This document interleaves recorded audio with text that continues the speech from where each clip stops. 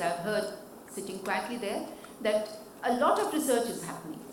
But research often is either not necessity based, or it is not passed on to the people where it can be actually applied to the field. And research that is not applied to the field or not applicable to the field has no meaning for me as a bureaucrat. I want to mention here that there are a lot of good things happening. Therefore, let us not keep that in the piloting stage anymore. Let us now roll it out in a large manner. Like Dr. Amitabh mentioned, like a lot of good things are happening, but converge them. Make them do it in a manner that it will actually make a difference, synergize. That is the way forward. Innovation is a need of the hour. Because I was asking him that question, that tell me something, using artificial intelligence, how is it possible for us, for India to leapfrog into a state where we'll be as good, our HDI would be as good as the developed countries? Give me a solution like that. That would make sense to us. Okay, maybe I'm overstating it, but something that will make a difference, that is really making a difference. Not this little, tackling and doing things here and there. That's not going to be a solution. I want to end by mentioning something which is an area where I'm working in various ways, and which I think is one of the biggest problems in our country, which is growing inequalities. And growing inequalities is not just in the area of economic inequalities. That's the least of the problem. It is social inequality, it is emotional inequality, many other types of inequalities. And we are probably not thinking about it. And that's why sociologists like who are sitting here, I think you're there, I think we have to think about how to ensure that these inequalities are lessened to some extent. I want to leave you with a instance that happened when I was Additional Chief Secretary Revenue in Kerala. And I went to a village office very close to somewhere in Kozhikode. And the village officer was extremely, he was showing me I had gone for the annual Jamabandi. And he said that, Madam, everything happens on time. We are giving certificates online, blah, blah, blah. We had started that. 23 certificates are given online, so nobody has to visit. And I came out and there was an old lady, a grandmother, and she said that, the village officer tried to take me away. And I said, no, tell me, what does this Amuma want to say? She said that I've been coming here for the last 5 days for a simple income certificate to get my grandchild admitted to a nursing college in Bangalore. If I don't get it by tomorrow, she loses her admission. He says that he cannot give it before a week. What do I do? So I said, why is it so? Why is it that you cannot give an income certificate across the counter? It is available to anyone. He said, no, madam, it's very difficult because in her case, I have to go and check, I have to go and inspect the site, I have to go and inspect. I asked her, she said, I have only a homestead. I live in about 5 cents of land which she had got during the land reforms. She has no other, her children have died, and therefore she just lives with her grandchild. So I said, why don't you give it to her? He said no. All he admitted is that the village officer said, I will go to the site, inspect and give it to her by tomorrow morning. She said, okay. I came out, a gentleman drove in there, just where my car was. He drove in to come to the village office apparently in a BMW. Pardon my saying that, I have nothing against it, but he came out. He was the businessman, a big businessman from Kozhikode. I waved to him, I said, Namaskaram, and he said, I asked him, why have you come here? He said, I've come here to get an income certificate.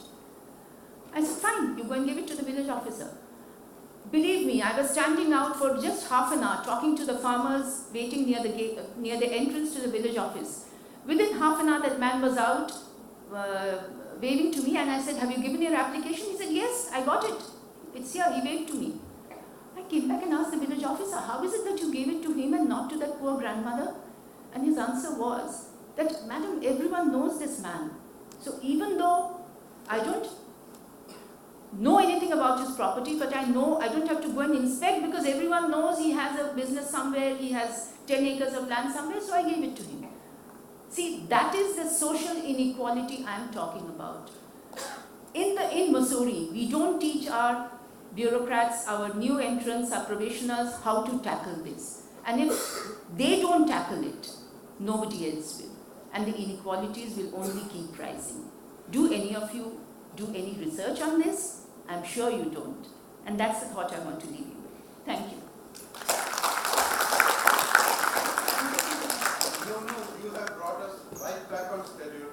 Okay. So we'll try to fall behind schedule again. But you are the person running the next panel. And would you like to take questions for this as part of that and get started? Yeah. Okay. So, all right. So you don't want to raise questions right now? Anybody question? Okay. I actually have a statement for you, not a question. You know, that is about the migrant laborers in Kerala. Because I'm pretty sensitive to it, because their generation is doing what our generation had to do to go out of Kerala. I know a young man there who, in these projects that we have been doing, he is the first one I know in India who has credentials in installing both solar panels and biogas system. That's his first combined technician, energy technician. His work ethic is very good. Right, I remember what the light in his eyes. He had just finished installing solar panels on the and he was sitting there and they were putting up shelves in the shop. And he was saying, do you know something? You know, I can't repeat the Hindi that he was speaking, but I know what he was saying. He's saying they were using the power that we generated to, you know, the light that we got. I see no way of getting him a certificate saying because he doesn't have a and that's a requirement for somebody to become a certified. I wish there was some way for the government to look at this and say, look, you know, it's not feasible to send him to get such a certificate. Is there some way to do this? This would make a huge difference actually. Because, you know, frankly, the people who come out with their certificates and all these things in Kerala, I would much rather have this kid than So just one question. Good afternoon, madam. I just had a question. In 2017, the government launched the Udan scheme, Uday Desh Ki Aam Nagrik. As an administrator, how do you see the point you mentioned on social inequality, and how could it link to this issue of connecting every citizen to fly, especially in the Northeast region, where you have large, dense areas that are not served by airports? And the point of this scheme was to get them connected with the rest of the country. I just wanted to know your thoughts as an administrator on this issue. Thank you. I think that's a question to be answered by Professor Satya, who's not here. Okay. Who's designing those small aircrafts, whose students are designing those small aircrafts and small aerodromes and so on that we saw yesterday evening when we visited there. Okay. For us as an administrator, our job would be to ensure land is acquired. We do the land acquisition, we get the design done by someone, and then we get the airport built there. That's it. Okay. It's just the basic, the immobile logistics that we provide. Rest of it is done by people who come, and it's government who has to give, which is to give approval for an airport, which is again done from the central government, the Civil Aviation Ministry. So as a bureaucrat, it's land acquisition, that is our baby, yes. And since you mentioned that, I want to mention something. I'm living in a place in Delhi now where a new airport is coming up, Jewar Airport. And I have had a thought, and I have been telling the local MLA and MP, and I hope they are taking it up. You know, we always build an airport and then we get a whole lot of slums around it. See Mumbai, Terminal 2 now. There's new slums have come around it. Why do we not plan it out in such a way that we train local youth in advance so that they get employment in that airport? And you go and find out in the airport, Mumbai Terminal 2, hardly 10% would be local boys who are employed there, boys and girls who are employed there. We don't plan it. So in Jewar, what we are planning is, along with NSDC, we are planning to train the local villagers whose land has been acquired, their children, in skills, with skills that would help them to find employment in the airport, which is supposed to come up in the next 3 years. So, you know, we do some advanced planning. That's I Yeah. guess. Yeah, thank you, Peter. So this is a panel on bridging, what do you call it, implementation and research. Let me introduce the people here. You already met Dr. Nivedita Haran. Gokul Devendran here is an ISRO. He's a genuine rocket engineer from ISRO.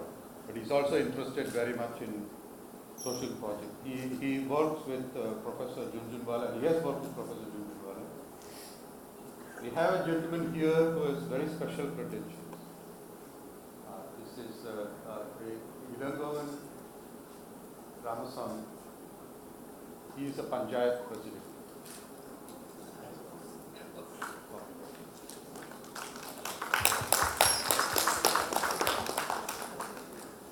He is well known. I'm not going to repeat all the things he has done. If you go and look on, use Google, okay, you will find out what he's like. So, in our new society, we see the panchayat president as the real difference maker, and you are an example. So, with that, I think I'll leave it to you. So, you have a presentation. Late.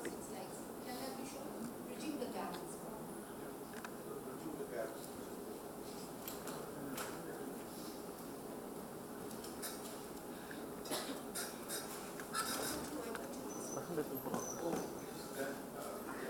We have one more gentleman.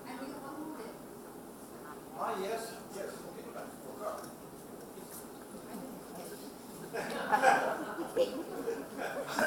So we have Dr. Subhash. He's an expert on biomethanation technologies. He has done a lot of projects for Mahindra. And so he comes with that expertise. And we have our artificial intelligence expert here, Krishnan Narayanan. So we have quite a distinguished panel. I think it's going to be a tough job for you to run this. Yeah.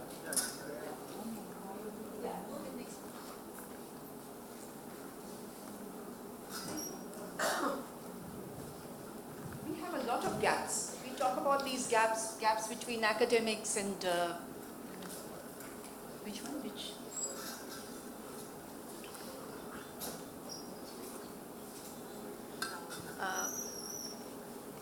Administrators, researchers, and policymakers. We always keep talking about them, but then that gap never gets filled up. It gets wider and wider. We also have gaps between natural scientists and social scientists. I've seen in the JNU, the two fighting like cats and dogs. They never agree with each other. I have also seen natural scientists fighting and not just disagreeing, but fighting with the technocrats, the engineers. So interestingly, when I think I can mention it, the IIT Roorkee report was given, although it was made by a scientist and an engineer, I think the engineer finally washed his hands off it and said, left it to the scientist, because they did not agree on certain things. I think we have to learn to live with each other and learn to work with each other and solve and bridge these gaps. Public and private sectors, huge gaps, and we have a lot of them on the stage. State and non-state actors, whether it is NGOs, activists, citizen groups, we don't believe each other, we doubt each other, we are suspicious of each other. So where do we go from here? How do we fill these gaps? It's not working. Can you change it?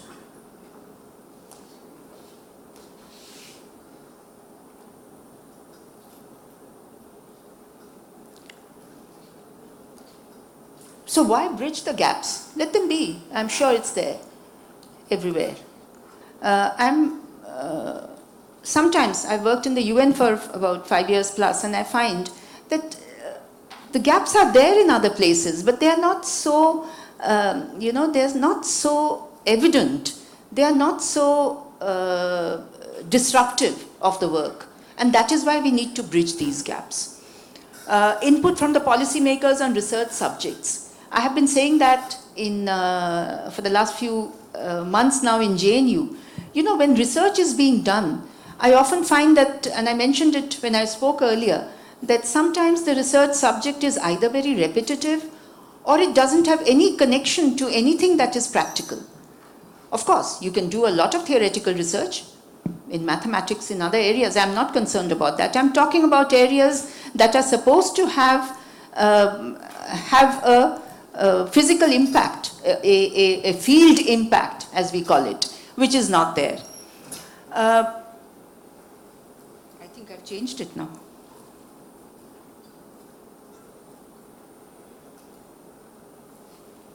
Yeah. It leads to poor implementation. I have again an example of a bridge in, a multi-purpose dam project in Churachandpur in Manipur. I visited that a few months back. It was in a nutshell, it was a dam, multi-purpose dam, irrigation cum electricity, hydropower, designed in 1985 at a cost, to be constructed at a cost of 15 crores in 6 years' time. Till today, it's not completed. In 2012, the dam was inaugurated, the dam part was inaugurated, but within a week, there were large cracks in the canals and it had to be shut down. That is the situation. And the cost in 2012 was 280 crores, I think, if I remember right. So almost 500 times the cost had gone up. And finally, when you ask, has anyone been made accountable for it? No. Why did it happen? It was a design defect. Who designed it? The engineers did. Were they from IIT? Maybe. Now, who is answerable for it? We don't ask these questions. And when some of these questions are asked, you always find some other scapegoat, which is the wrong scapegoat. So we need to fill these gaps. There's absence of accountability, there's non-involvement of main stakeholders. And very rightly, the people who give up their land, who gave up their land for the Churachandpur project, I instigated them and asked them that you gave up your land, your fertile 5 acres of land, grandfather. What did you get in return? You were supposed to get irrigation water, you were supposed to get 24 hours power supply, you're not getting it. Why don't you ask the government? When he gave a letter to the government, the reply given was that the matter is under consideration. Nothing happened after that. So we have to make sure people like you who are aware but who are not, may not be part of the government, may be part of the government also. You have to make people aware. That's why empowerment is so important. There's a policy deficit. You see, we say that our policies are bad, they are not correct, they lack in certain things. We came up with a good solar policy when I was Power and Energy Secretary in Government of Kerala. And we got about 200 petitions online saying that this is the defect. Tell us how to improve it. You don't say that. We don't get the critiques. We always get the criticisms. There's waste of public funds, there is lack of ownership and responsibility, there's low trust, poorly communicated benefits. Often the citizens who are going to benefit do not even know what they're supposed to get. And we get a low status in the global positioning. How to bridge these gaps? I have a few suggestions. This is only for your understanding and to start off a discussion. The input from policymakers and research subjects, maybe, if possible. One university, I will not name it, it's a private university, has been calling me when they have their researchers, not me alone, but others also, people from the field who know what's happened in the field. When they have research proposals that are going to be taken up as PhD subjects. Why not ensure that that is made compulsory, that every research subject actually passes through somebody who knows what's happening in the field? And you have people like the panchayat president. These are the people who should be brought in to vet them. There should be a regular standing forum for interaction between bureaucrats and researchers and academicians. There is no such forum. I know that it's only if somebody takes interest then that we have a discussion. When we were having the State Disaster Management Authority in Kerala, when we were devising our policy, we wanted to invite and have an open meeting. And some of my colleagues, and I don't really blame them, they said that what will they come and tell us? What do they know about the field? And they were right in a way. But then we had that meeting. We got scientists from CES and University of Kerala, etc., to find out what they have to say about devising and designing our disaster management policy. Lay down clear guidelines on their functioning, on how these will function. They should not be delay mechanisms. They should be to ensure that our policies are better. Research to have a field component in many cases. Attach interns to collectors. I actually did that when I was a collector, and I did it surreptitiously, but it worked. There were these 3 girls who came to me one day saying that they are doing research somewhere and they wanted my input to their questionnaire. I said, I can do it provided you spend a month with me. And they were there with me. Somehow they got the permission from their school, from their college, and I allowed them to be with me. And I attached them to certain programs, and they were there with me, they learned. And I'm sure they would have made better, wherever they are, better citizens than they would otherwise have been. Regular joint awareness building retreats. I have been saying that in JNU, and I hope to do that sometime soon. Get 20 young researchers who are doing research on subjects that impinge on field level methodologies and systems and even products which have field level impact, and 20 young collectors or sub-collectors. Put them in a place for 5 days. Tell them you come up with 2 ideas that you will go back and actually implement, whether it is improving the health system or schools or ensuring that all kids are vaccinated in your district. It could be anything, better road construction, houses, etc., etc., and implement them. I think that is the need of the hour. We have to ensure that they talk to each other. Our generation has in a way failed, but at least let's ensure that the future generations talk to each other and come to learn from each other. The targeted sectors, I have just listed them out. I'm sure I don't need to read them. It's not in any order of priority, but these are the areas that are, these are the areas where a lot of research is being done, I know, okay, because I'm in touch with people who are doing it. But they are not reaching us. They are not, by us, I mean they are not reaching the people who are working in the field.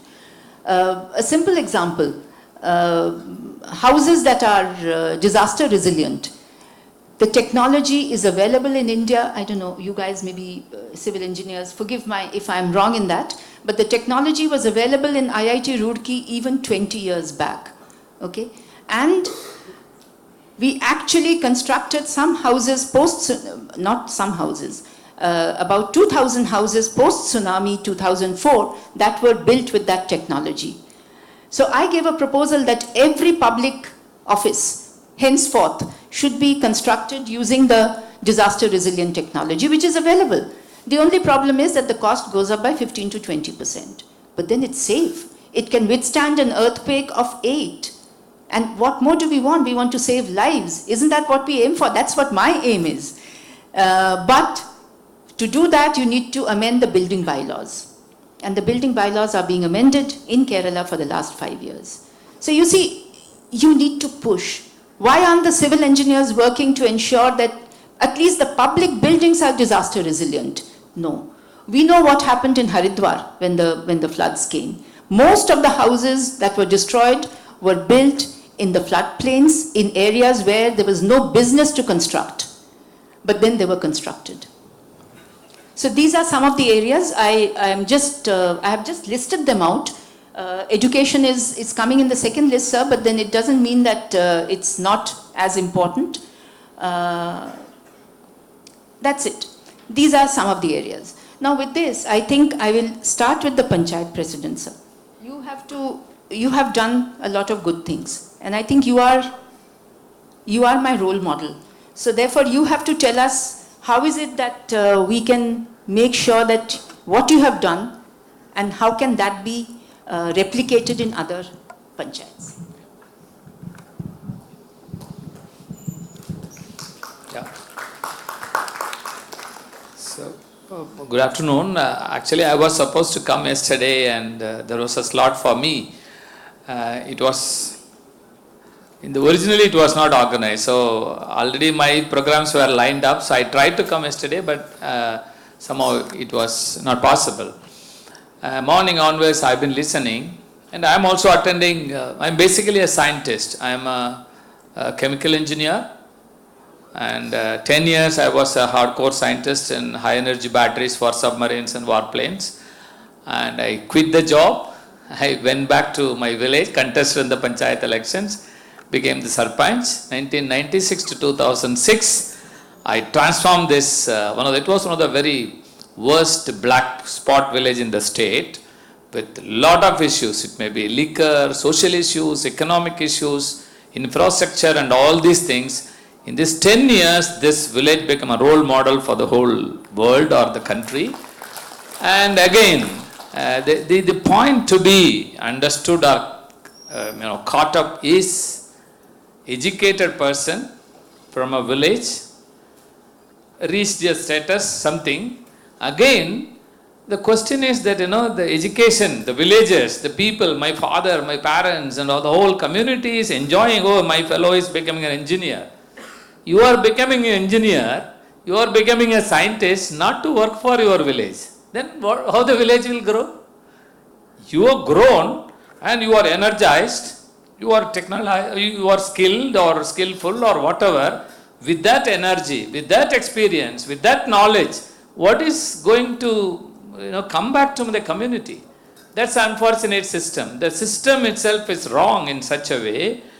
If you are educated, you are moving. You mean that you are moving up. Moving up means you will be flocculated in Chennai or in Delhi or in Trivandrum or anything. How the village will grow back? By sitting here, the whole conference, the 3 days or 4 days, you are talking about sustainability, you are talking about so many development and all these things. Yes, with a wholeheartedly we people are talking. How do you connect the people? Maybe there is IAS officer, there is a system, but system 75 years, sincerely we have to admit, the system is doing well. Small changes are coming up, but it is not up to the mark. That's why we are all making noise. It has happened in Kerala because of the people's empowerment. There are so many reasons, political reasons, social reasons, education and all. And above all, we have to accept Kerala is the only state in the country where every aspect of the development is almost reached. The reason is a strong panchayat system. Please go there and do the research. Every panchayat in Kerala is a local self-government. As per the constitution, panchayat is a local self-government. It's the third tier of government. Parliament, state assembly, the panchayat system is the third tier. And interesting part of the panchayat is it is closer to the people. We used to call, we vote, you govern. That's what MLAs. We vote, you govern. That's what MPs. Whereas in panchayat, we vote, we participate, and we govern. And there is a Gram Sabha. I can, as a voter, I can go and participate and sit in the Gram Sabha. I can ask questions. I can understand what the panchayat is doing. I can audit. I can direct. I can veto it.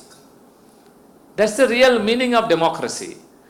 And interestingly, in the whole of the country, including the minister, educated people, professors and all, this is a democratic country. And as per Ambedkar, you may not be having social equality. You may not be having economic equality. Whereas as per the franchising power, everybody has got the political equality because of the franchising power. And in this democracy, again, if we really understand there is a theory called, again, or sociology person, maybe all the people know, it's called principles of subsidiarity theory. Every layer, yes, you are a district collector, you have to do something, do it. And there is a teacher. What the teacher has to do, he has to do. What the panchayat president has to do, panchayat president has to do. And we have to enable them to do. That is, unfortunately, it is not happening. In this panchayat constitution, the constitution 73rd amendment is passed in 1992. It was implemented, was enacted almost in 1994. All the states were enacted except 1 or 2 states. 94. Now you are gone. That 6 and another 24, 26 years have gone. Still, where are the panchayats? Except Kerala, where are the panchayats? So that is the unfortunate part in this country. The system, democratic system, constitutional system. Again, anyone talks about development, it's a decentralized man. India is so big, complicated country, but every village is a small unit. Every village there is election, there is panchayat, and interestingly, every panchayat is a local self-government. Every panchayat has to prepare a 5-year plan. It's a constitutional mandate. Every panchayat has to prepare a 5-year plan encompassing all the facets, whatever we talked. It may be even disaster management. If it's a disaster-prone village, the panchayat should have the disaster mitigation plan. So if the panchayat is preparing the plan, panchayat is capabilized to prepare the plan, automatically the panchayat leader and the panchayat system will understand. If the plan is discussed with the community in the Gram Sabha, every people will understand. That's why in my case, the 1996 when I became the panchayat president, I happened to work with Kerala before that itself, with Kerala, the famous People's Plan campaign. I participated. I learnt a lot in Palakkad district. Then with that idea, that only gave me the idea to resign even the job. I went back. The moment I became the panchayat president, I sat with my community. We prepared a 5-year plan encompassing all 50 years need. The target of the plan was all the 50 years needs of the Kutambakam should be fulfilled within 5 years. We made a plan. We discussed in the Gram Sabha. Then interestingly, all the people, they got the joy. Oh God, if this happens, fantastic. Some people reacted, this will not happen. Some people reacted, something will happen. Some people said, come on, let us see. That way we initiated one by one, by making the people to participate. So that's why in this country, we talk about people, we have got a lot of interest on the people, but where is the role for the people to participate? Yes, if this happens from the state, if this happens from the parliament, it may not be possible. If this kind of things are happening in the panchayat, you can approach people. Example, we thought of constructing a massive stormwater drain which was a felt need for hundreds of years. The plan was about 15 lakh, whereas our panchayat we had about 1.7 lakh rupee money only. Then we told the collector, sir, we will make, you approve this for 15 lakh rupee. We see that how we can raise money. Panchayat money 1.7. The government gave around 1.7, 3.4 lakhs. Then we sat in the Gram Sabha. We called, you need 200 tractors of load something, How many people are having tractors? 4 tractors. Off season. Sir, can you give the tractor? Who will give the guarantee for it? That means tractor should not be repaired or anything. The panchayat stood up. Sir, we will give the guarantee. Then we will give the tractor. Now tractors are there. Then drivers. Then there are tractor drivers. Sir, who will give the salary? Instead of 150 rupees, panchayat will give 70 rupees. 70 rupees, somebody will give rice, somebody will give something. Yes, sir, if that happens, we will come. The drivers are ready. Laborers, 200 laborers, all the Dalit people and the poor people are there. Come and work. Sir, we need 80 rupees. We will not give 80 rupees. Panchayat will give 40 rupees. 40 rupees will come as food, come as something. Then labor, money, everything was organized. We did the work and completed the 70,000 rupees worth of work just by spending 1.7 lakh rupee from the panchayat. When people saw that, oh God, it is possible. Then it started vibration, and every month, every 2 months, we started doing some kind of work with the people's participation. By seeing that, the then Chief Minister, Karunanidhi, he came forward and he declared a scheme. We learnt this from a village called Vallikunnu in Kerala. And that village was the first village to make a lot of, every 1 rupee of the panchayat will become 2 rupee. That was the philosophy of that panchayat. Then after seeing that, the then Karunanidhi, Chief Minister, he gave order, whatever money panchayat is bringing, at least 2 times the government will give. And we got 2 crore rupee from the government, and we put 2 crore rupee worth of contribution from the people. With 4 crore, we desilted all the water bodies. And in 2 days time, 2 days good rain, our village will capture water for the whole year. So that way, water problem was solved. like that, interesting thing is, like that it was lot of things happen, and again we touched the social issues, caste, village, Though we talk lot of things about in this country, the caste is a curse on this country, and again the villages are the dens of the caste. So my village was also one of the worst castiest village, and we sat with the people, we sat with the community, and the poor people. And then the poor people came forward, sir, no problem, sir. We are prepared to live together with the Dalits, sir. Then we created a scheme called creating a twin house. 50 twin house.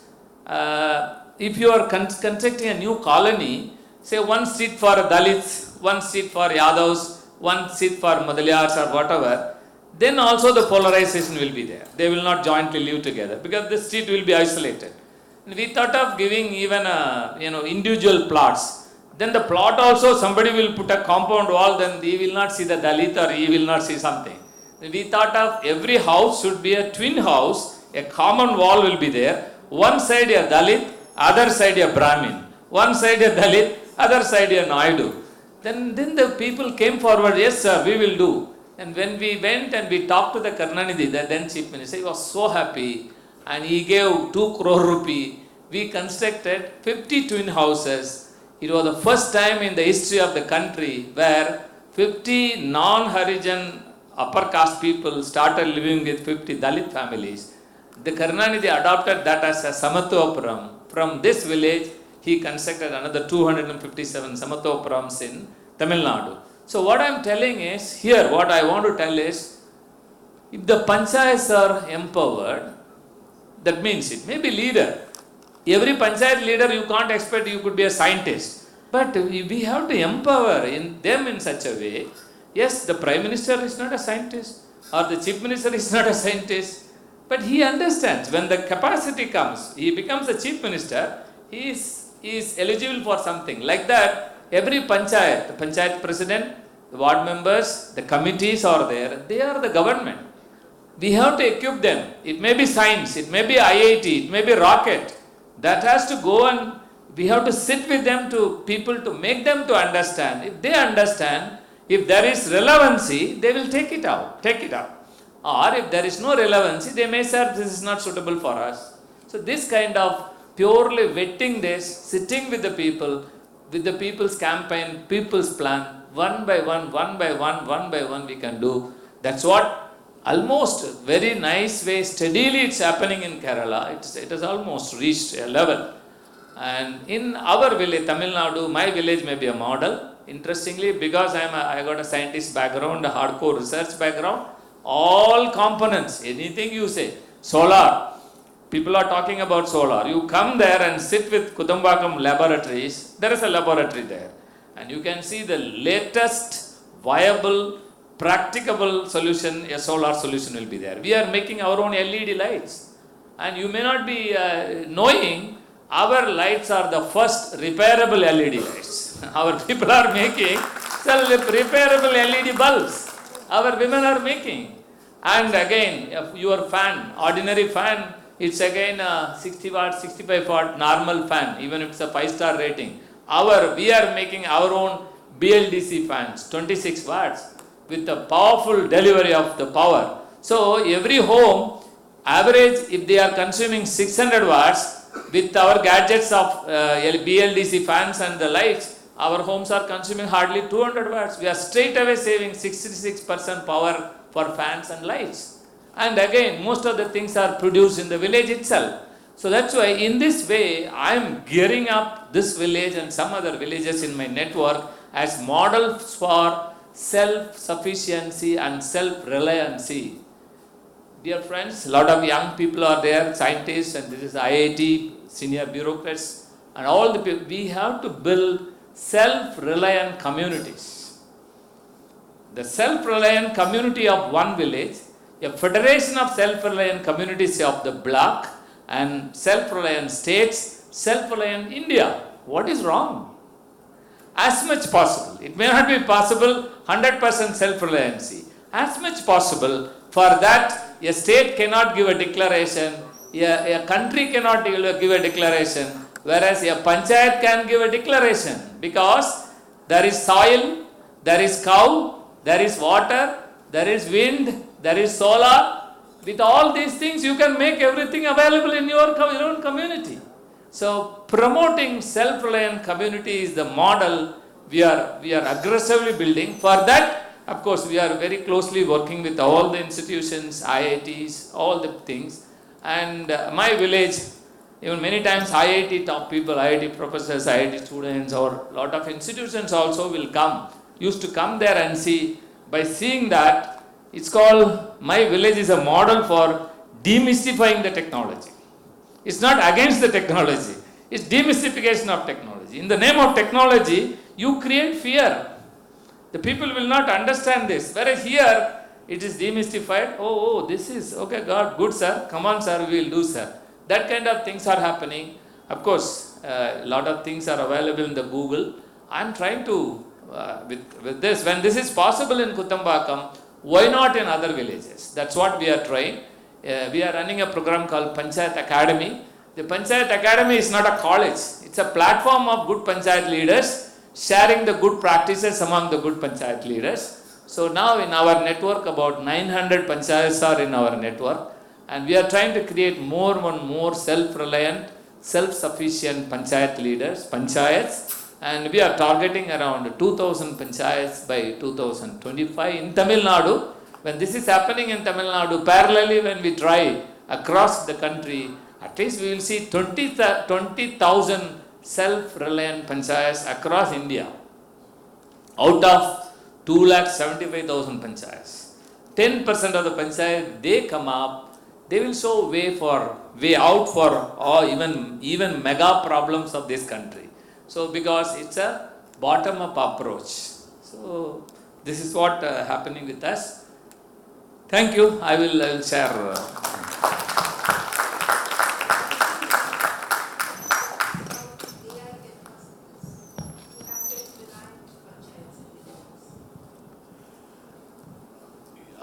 Once again, I will not be able to comment on that. What? Do you see your roles for AI in this? No, yeah, like I mentioned in my talk earlier, I think there are places like the Gram Vani that we mentioned.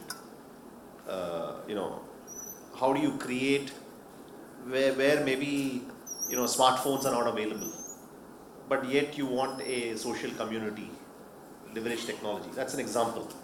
So you can make use of some of these digital technologies to improve communication. That was one example.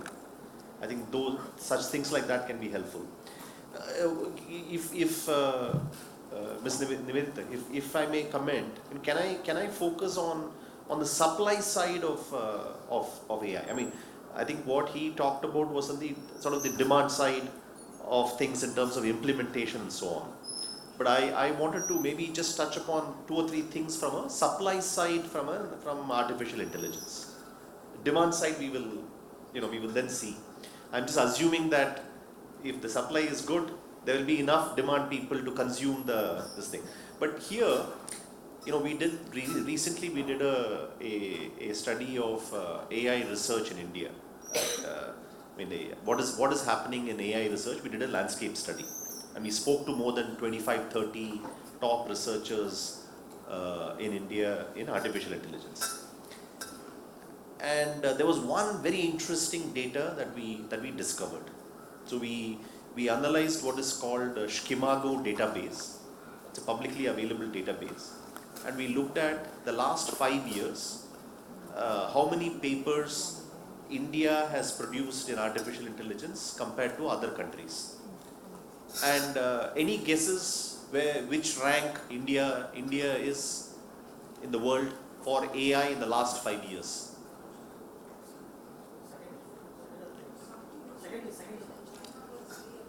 Right. So correct. So no, India was third, which was a pleasant surprise, right? Because normally we don't associate. We think we are too late in artificial intelligence, and suddenly this database is showing India is third, which was a great story. But if you peel the layers of the onion, okay, now the top 2 are China and US. China is actually number 1. So China and the US produce 3 times more number of papers compared to India. There is something called citation index, which is a reflection of how powerful or relevant your research is. The Chinese and US citations are 6 times more, 5 to 6 times more than India. So, which means, although this is positive, there is still a lot of work to be done. Right now, then we analyzed, and we came up with 3 things from a supply side. How do you improve the supply? So, if you take a look at today in India, the number of what are called principal investigators for artificial intelligence, maybe 50 to 70 principal investigators only exist. That's the number. That is all. I mean, it's not like a very large number. The number of PhD students in India who pass out every year for artificial intelligence is merely 100. The top schools is merely 100, whereas China is producing 2,000 students every year. So the scales are, so how do you increase? So we actually came up with 3 suggestions on the supply side. And I just want to just quickly touch upon them. The first one we said was increase number of students. Right? It was like, hey, less number of students, increase number of students. But then we said, how do we increase number of students? Is only when you increase number of good faculty. So how can India attract great faculty in artificial intelligence to come and set up research here? So I think there has to be some special efforts done towards that. The second, in fact, during lunch, there was one enterprising lady here who was asking about one problem statement. She was giving one problem statement. I think some company, CSR fund, they had wanted her to work on a healthcare problem, applying artificial in healthcare. The challenge was she could not find healthcare data set related to India available for her. You see, she knows how to apply artificial intelligence techniques, but there is no data set to apply. That means there are no publicly available data sets of Indian healthcare and disease conditions, which is the second thing, which is we have to make available, publicly available data sets. So there are 1 or 2 interesting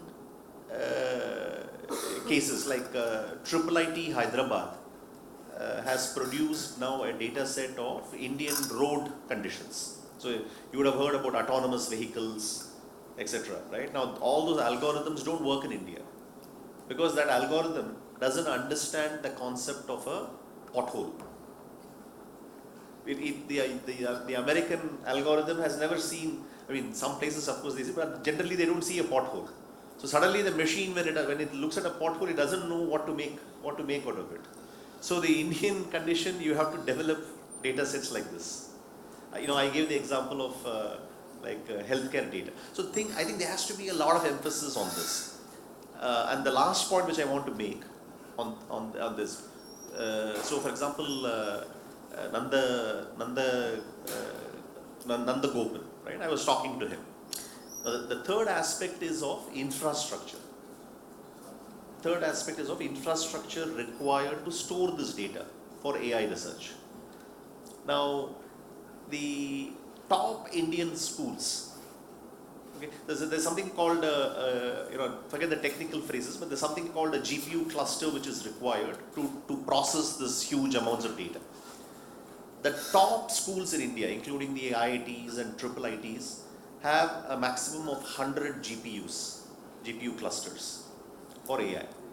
Canada has instituted a national infrastructure which has 3,000 GPU clusters, right? And Canada is producing some amazing research.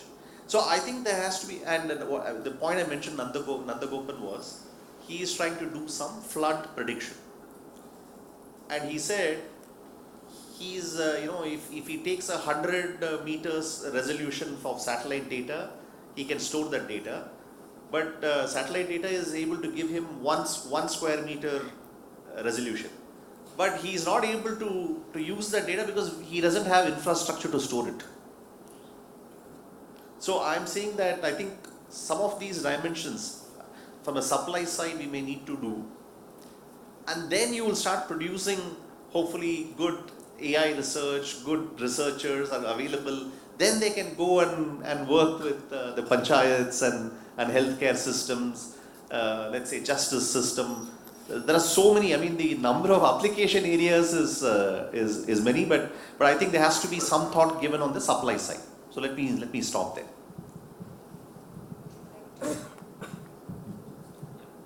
See, I'm from Mahindra Limited, so I basically work for Mahindra Research Valley.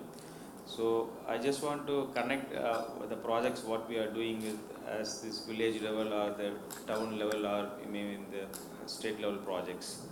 So always my department, that is we work on alternate fuels.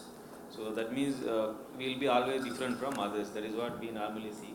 So because even in the department, the commercial projects, what the usually done will be in different state of condition, ours will be different.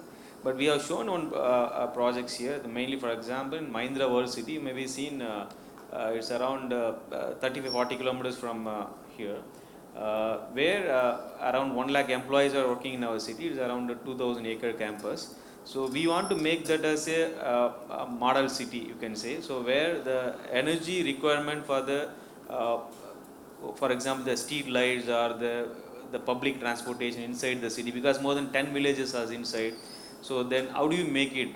Then we thought, why don't we convert whatever the waste it generates inside the city to energy? Okay, so then we thought, okay, there is a gas network we can able to make. Like in Delhi, we are using the CNG stations and the CNG gas. So why don't you use the same kind of gas here? Then we thought of, with available waste around, you can say around 10 tons of waste every day is the city is producing. We thought of converting into bio CNG. That means we'll just initiate the biogas out of that, and after generation we'll upgrade the gas to a grade which is equivalent to automotive grade, which is CNG gas. So that we converted, and what we have done is we say around 2 to 3 vehicles are the shuttle buses free of cost we are running inside the city. That bus has been powered by using the waste generated by this city only. And then the street lights what we are using at present in Mahindra World City, 50% is coming from the electricity generated from the waste only. And you can say, and even we have done a project there, we have converted a tractor which is running on gas. It's India's first project, or in the worldwide also you can say, running on gas. Even in India, gasoline is not allowed as a fuel for the vehicle, that is a tractor. But we converted the vehicle into gas, it is running. So based on this, even now our Mahindra and Mahindra is going to launch a project which will run on gas and diesel both. The dual fuel tractors we are going to run. So we got approvals from the government everywhere. So what I want to say is that what are the waste it is generated, that is you can say it is enough to fuel the city for the public requirement. Or even I can challenge that in Chennai we have more than 5,000 tons of waste is generated, out of which 40% is organic waste. You can say around 2,000 tons is organic waste. That waste is enough to run all our buses whatever required for Chennai. So it is very much possible. You don't need of spending diesel, all those things. Okay, 100% I am saying it is very much possible to run all our buses in Chennai with our own waste. We don't need any diesel for that to run. So now even we implemented these kind of projects in Indore. It's a #1 smart city in India. So there we converted the market waste and the other remaining households waste into energy, that is a bio CNG. So with that we are powering these Nagar Nigam buses, that is their the city buses. So we are powering the city buses, and last June our Prime Minister has inaugurated that project. And the Mahindra city projects, even more than 4 years back, the Ministry of New Energy, Mr. Piyush Goyal, he only inaugurated that project. It's a Tamil Nadu's first project we have done here. So now we mainly work on the projects which can make the self-reliance village, like Sir was mentioning. It's very much possible, energy independent villages, it is very much possible with the waste what they are generating. Even in the village side you can have the even additional gobar, that is a cow dung will be available, that also can be used. And the agricultural waste, now even Punjab now we are installing a projects where this stubble burning is a bigger issue in Punjab, where it gives the pollution to Delhi and other areas. Now the state government has given the allotted land for us, in Mahindra is investing there. we are converting this paddy straw into CNG gas, and we are powering the going to power the local buses there, and even the auto rickshaws and these four wheelers. So that is the projects actually I am working. But though it's a concept is good, but the response from the other side is you can say it needs to be, we have to educate the people mainly. Main thing is, for example, the approvals and other things. The each state having its own what you call the rules and regulation. Though the process and everything is same. For example, Tamil Nadu, if the project comes under green category, I had done a project, same project in Maharashtra, it is coming under red category, and other places some other category. So then you need to work it with these regulatory bodies to make this as a uniform, so that there, because the product is same but rules are different, but you cannot change your technology because of that. Okay, and huge investment is required. So my understanding and thing is, though there is a research and other things available, we can able to showcase everything. So there should be some attraction, or there should be some push from the government side also, so that it can be easily implemented and it can reach the public. Thank you. Yeah, can I complete with him, and then you can ask. It will be open for questions. Now that you have given us indefinite time, we are not going until you are going to go and stand there. So, yeah, I think what is coming out is that what we need are smart panchayats. Isn't that so, sir? We need smart panchayats. Panchayats that are self-sufficient in basic requirements, education, health, housing, as well as in skilling and employment. That's what we require. And that's, I think, what your dream also is, Professor Narayanan. Now, how will you, can you contribute to that? Can you put some pictorial?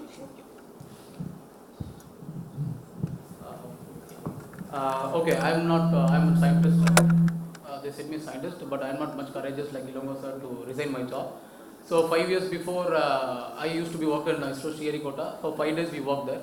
What's happening with 2 days, Saturday, Sunday? So I thought that how we can able to make some kind of a contribution towards society. So that was, I have taken a tool called Engineers Without Border. Can you go next? Next. Okay. So I have taken a tool called Engineers Without Border. It is an organization which is an international oriented. Then how we can able to set up that organization inside Tamil Nadu or inside Chennai, because almost 1 lakh engineers comes out from Chennai and Tamil Nadu, how we can able to utilize them for society. I made the first student chapters in IIT, because the abundant research is here. I could able to get some good contact. So with that, I have completed like 5 projects. The first year we could not able to do that, second year nothing, third year nothing, fourth year nothing, and fifth year next. We are able to make one project called eCow, that is e-classroom on wheel. This is an implementation. So people have spoken about how does we can able to change the rural school. So we thought that how the school can be converted as a classroom in the bus. So at the time, in a day, we can able to compete with 5 schools by running this bus. The bus will go to one school, the school children will get inside and they will see a big LED TV in front of them. They will try to read that things with assembly and the foundation syllabus, and then they try to work out with the laptops when they open up. So this was a bus was made by the students themselves along with IITs, SRM and other colleges. We made a proposal, we have circulated throughout the world. The one IIT alumni has given a check of 30 lakh rupees. Your idea has to be brought out. He made it and we have contributed. And the entire bus is running with solar and the bus is still running in cafe. The organization may Kadapaka. Next. This is another about sanitation. Next.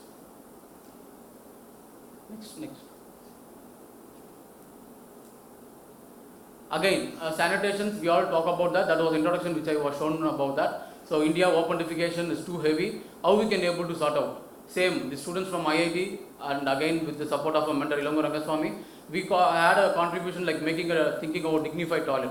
How we can able to construct a sanitation? It's not that simply go to panchayat, ask a mason, do the toilet, nothing else. We wanted to give a kind of a bathroom cum toilet with some kind of light facilities, with the water facilities, and everything should be in the cost free of something around 15 to something thousand rupees. Yeah, we have done it. All this was done by the students of IIT, and I have taken them to a panchayat near Riddles, and they have been there for almost 10 days, and we have constructed something around 12 toilets, and that was been opened on the 100 days of Swachh Bharat, which is carried out by Prime Minister Narendra Modi. And this again we have travelled with other student chapter. at Mahabalipuram. So what we made, we want to replicate it. We don't want to put it at one corner. So IIT has done it, and we wanted to throw to other student chapters which is in SRM, and these students again they went back to another panchayat near Mahabalipuram, we again implemented. So this is what implementation next. So the third one is solar. So already Professor Narayan was saying about Ashok Junjunwala project, we are working here closely because he has made a project that is spreading throughout the India, how we can able to implement to our own Chennai or Tamil Nadu. So we identified one school near Ashok Pillar. The school was totally with dark because Chennai was suffering with the power shortage.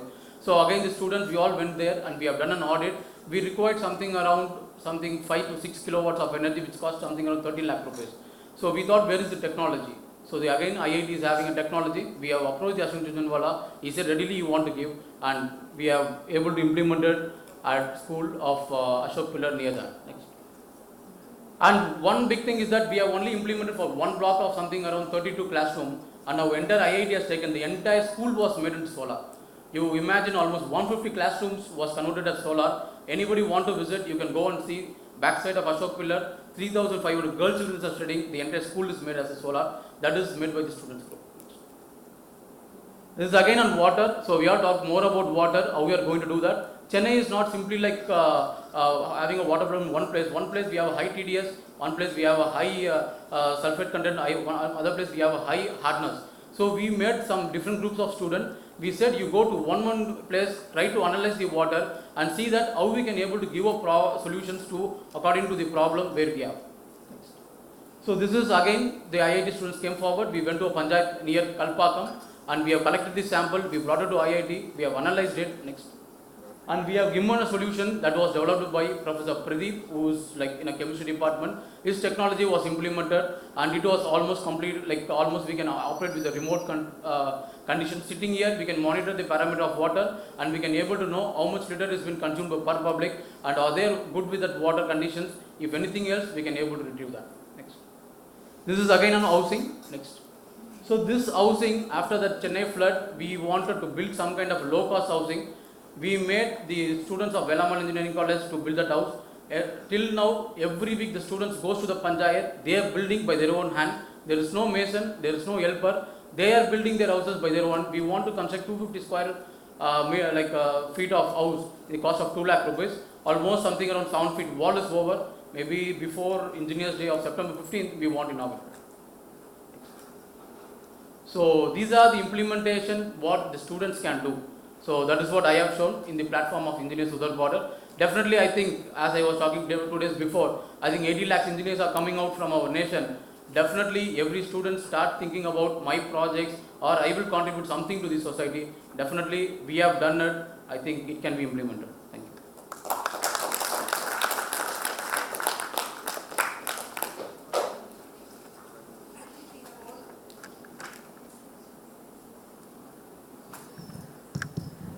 We have all expressed our views sitting here. I'm sure some of you have questions, and Professor.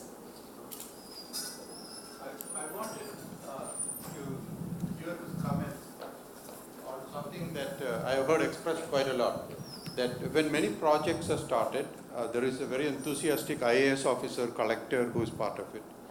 But then a couple of years after that, the collector gets transferred and then the project. Have you had this experience? And no, you.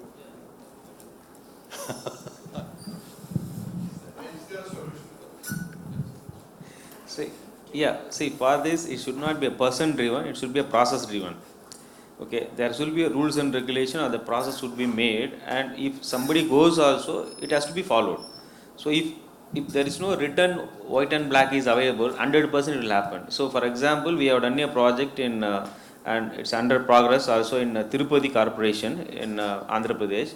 So the previous commissioner, so he is an IAS officer only. So actually we made an MOU. So there it said that we will go and collect it, the waste and other thing, and we will run the plan like that. Is the first one. So after that person has he has signed MOU everything. The next collector came. Then he said, I'll give the transfer station everything. You need not to go and collect. You do the investment in such a way that the waste will reach there, and you need to just process it. Okay. Now after he has transferred, now other person came. So we made all investments such a way that we will process it. And the new person now came and he is saying, I don't know, it is not written here. Okay, so paper it is written that you are to go and do everything, I will not come and do. Then because of that we invested more than 7 to 8 crore rupees that facility additionally to process it, because it will come in the 20 feet container, you have to just automatically you have to take and do everything. If you just go and collect me, I don't require that much bigger facility. So these actually, see, once the IAS officer is saying, normally what you will think, okay, it's okay, we can do. Okay. So if it is not in white and black, that is what I am saying, it should be a process driven, it should not be a person driven. We had a very, very bad experience here. Okay, yeah. I have to tell the solution, what I have in mind. You see, when you do these projects, I can tell you that the fault lies on both sides. Just as there are teachers and professors of varying qualities, there are bureaucrats of varying qualities. Some people have something else in mind, others have something else in mind. So when you take up such projects, my suggestion, and I think this works, always has been that approach the collector or whichever level you want to approach to get the project done, whether it is a village officer or tahsildar or a collector. Make sure that there is a government order backing up that proposal. Once a government order comes, then it's beyond a collector. The collector, if he's a good collector, he's a performing collector, he will do it in good faith. But when the next person comes, he may think that it's my predecessor who was doing it, so why should I take responsibility and not get any credit for it? Whereas if it is there as a government order, then he cannot say no, and it will, then the credit for it will go to him as much as to his predecessor. So that is the mistake that organizations and NGOs and non-state actors often make. They try to go, they believe, and I was having this argument with Rahul, he is not there unfortunately. He has, for instance, and I want to mention that, he has got, they have created, his organization has created a whole set of data on how to generate public awareness in the Himalayan region. And I am working in Dal. And I wanted to get that data. I asked him, is it available with the district divisional commissioner Srinagar? He said no. I said, why did you not share it with him? He said, no, we thought that we'll keep it with ourselves. When we think a collector is more receptive, we will give it to him. Please don't do that. Don't use your ideas on it. Go by the system, and that works.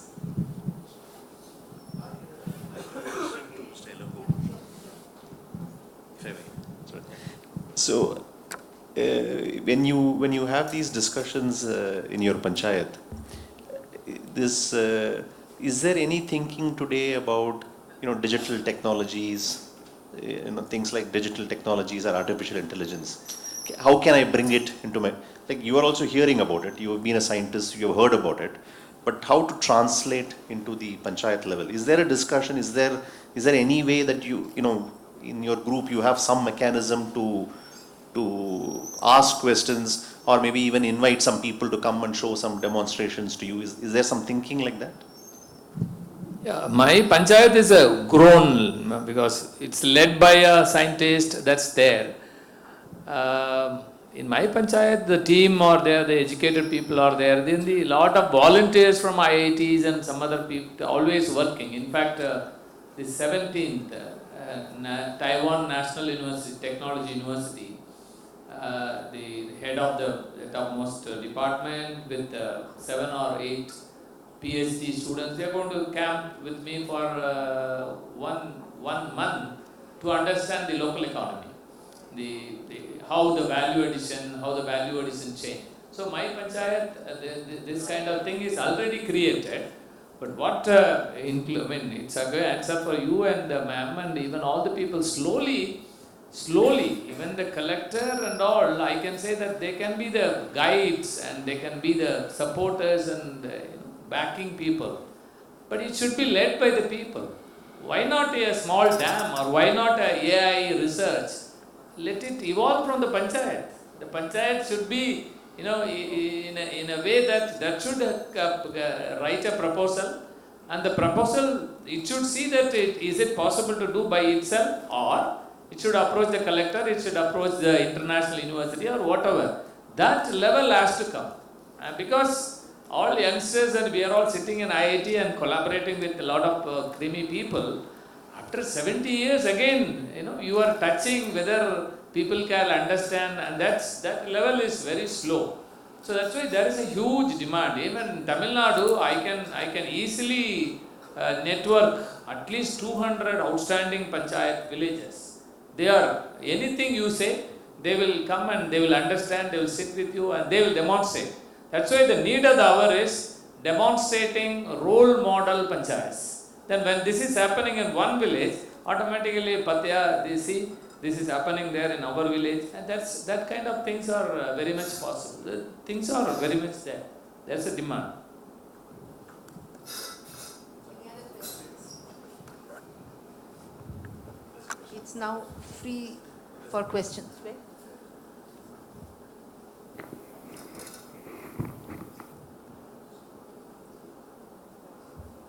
So I guess I have a question to the panchayat leader. Even we work with rural communities in the villages on providing a quality education to the children. And the basic the problem what we find, the connecting people in the villages. Okay. So like we had in the first session, like we had Pondat sir over here, and he also talking about the panchayat where one in Coimbatore, it's near to the there was one panchayat leader similar to you who was working and has made a model. So we do not have an election in the last 3 years in Tamil Nadu. Why not all the like-minded people, as you said, you have about 200 people who have come forward can do it. Why can't people come forward and represent to the government telling like why not we have an election? So that there's a lot of gap which need to be identified, which need to be covered. And there are a lot of things we need to get connected because it's a need of an hour. Like, say, the major issue what we find in the villages is on the water. The most of the time we find water not being available now. So why not the panchayats leaders like you can join hands together and do something to it? I'm the person, I led the case, and because of me only the High Court has given an order, the election had to be conducted just 1 year back itself. Now the contempt of court is going on, case is going on. So government is not bothering. It's again, Tamil Nadu is very peculiar and it's going to be, it has become a disaster already. If the panchayats are there, if the local governments are there, this water problem would have been addressed in some other manner. But now it's there, people are understanding. It's again, it's a fate. In fact, this is the first time in the history of India, after 73rd Amendment, 1992, first time a state, like a state, is pulling the whole election process for 3 years. 1 year and 1.5 years happened in Gujarat. But for that itself, Supreme Court, a constitution bench has passed an order. It passed an order on that government. But unfortunately, now the Supreme Court, we are fighting it out. Maybe any moment we are expecting Supreme Court may pass an order. The government of Tamil Nadu is also promising before September they will conduct the election. It's unfortunate. In this, for the professor and all the people, that means then the democracy, the value of democracy. Panchayat is a democratic constitutional institution. That importance, people are not realizing. Even the court judges are asking, hey, every time you are approaching the court, where are the people? People are not asking. No village people are asking the panchayat elections or local board. Nobody is raising the hand, conduct the panchayat. Only few NGOs like that you are talking. So the importance of the panchayat and the local democracy, it is yet to grow in the country. If it's state, it's parliament, people feel that's voting, elections, by-elections. Whereas in the case of panchayat, it's every 5 years, like state assembly, like parliament, it's a constitutional mandate, the panchayat election should be conducted. Even more than 180 days, 1 hour beyond 180 days, the constitution bench has clearly told, beyond 180 days, 6 months, Beyond 1 hour, even 1 hour cannot be tolerated. That is there in the judgment. But it's all, we are moving in. Thank you. Thank you.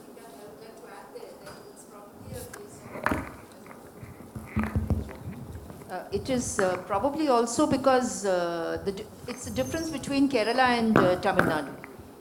You see, this kind of taking over of the local bodies does not happen in Kerala, whereas in Tamil Nadu it does. And I think the difference is in the empowerment of the people. It's again awareness, empowerment that is lacking. I think that is the basic. We need to move on to the next panel, but I think somebody was not asking. And no questions on government and elections, please. Somebody else can do that. Yeah, she's been raising her hand for some. Yeah.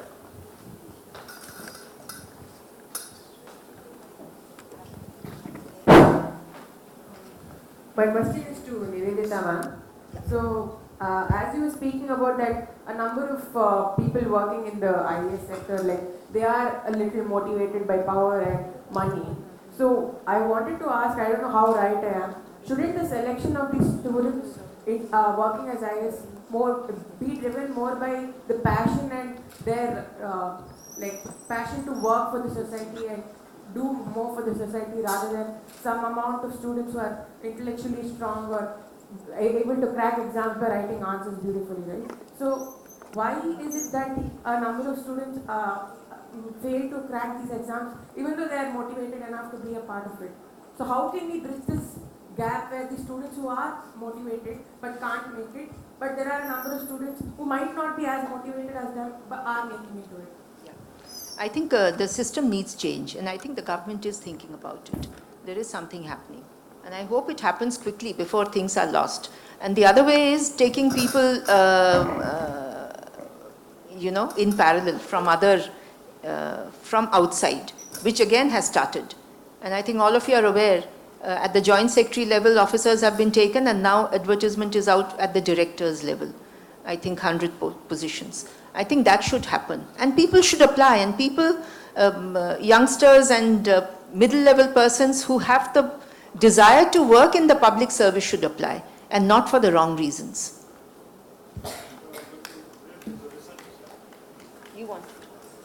Do you have any idea to make the public to leverage about the civic training to elect the good mix of politicians, good attitude and ethical politicians? Why only politicians? Everyone. In fact, is... social and income inequalities and political policies. Without politicians, we cannot do the right politician and the politician. Definitely, yeah. Because I went to so many villages, I watched, and people again they are voting, they are selecting. See, the post-election results, association do not be different. They are electoral think tank. They come out with, out of 543, 4 something corrupted kind politicians.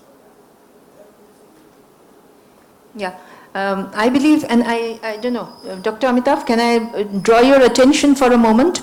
I am all for what he was talking about, but I would add to that.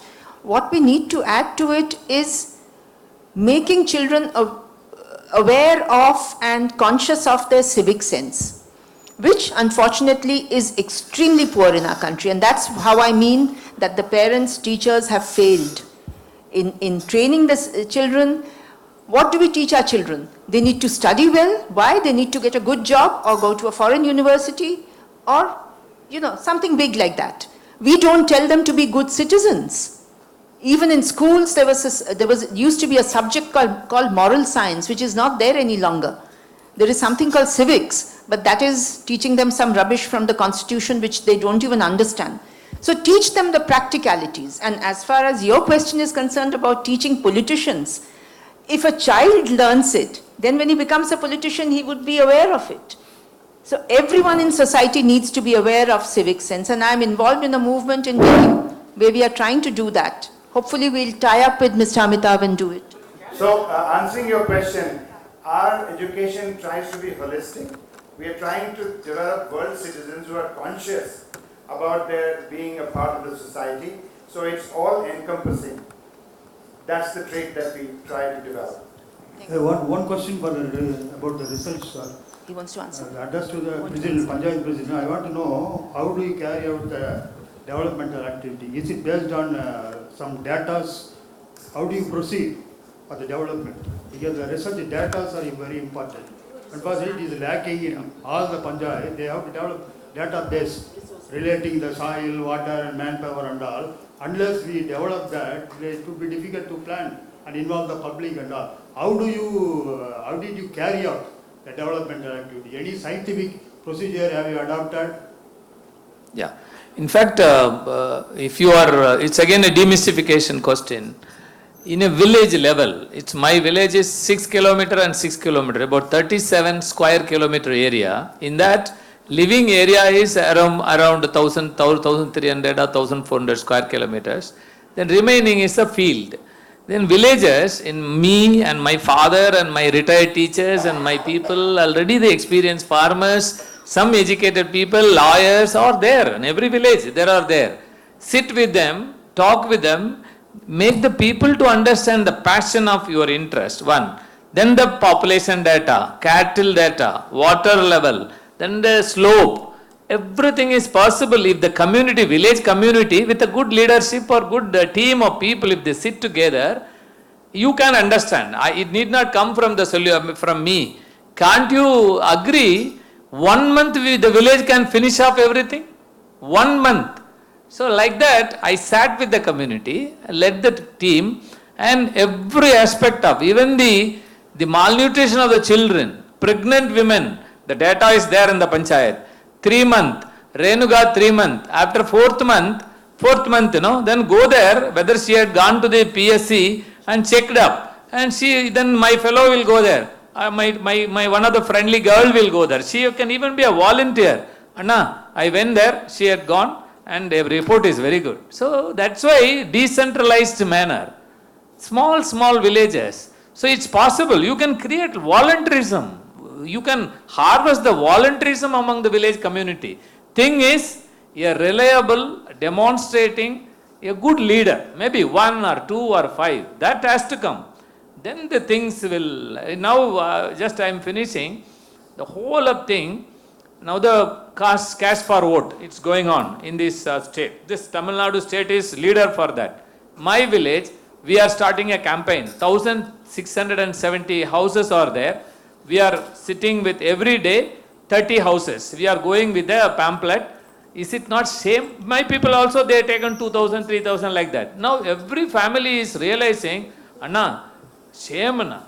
Somebody has given, but I feel shame. Next time, we will not. We see that out of 1,600, 1,300 families have promised, next time they will not take money. So it's possible. It's possible. So that's why it needs a small leader with a commitment. Thank you. This is a problem of riches. We have such a wonderful panel.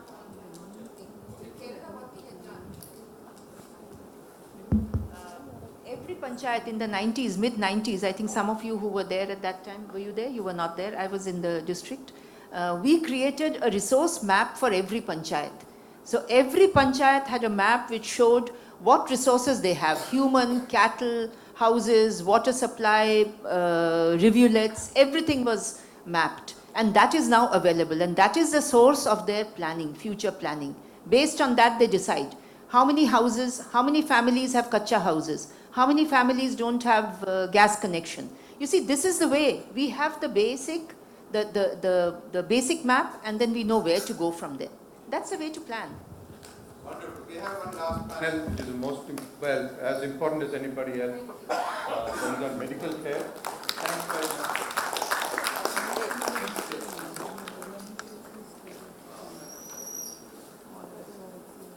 So this last panel is about wellness and healthcare.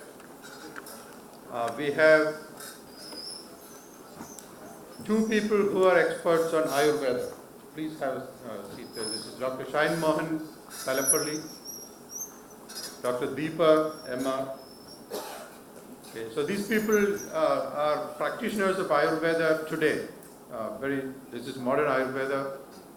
I'm going to read a small thing from a surgeon who, of course, is an expert on allopathy. and his comments I'll just show on a PowerPoint slide. And we have Mary Suresh, who is going to talk about another aspect of wellness and healthcare, that's about children. So, okay, maybe I will start off.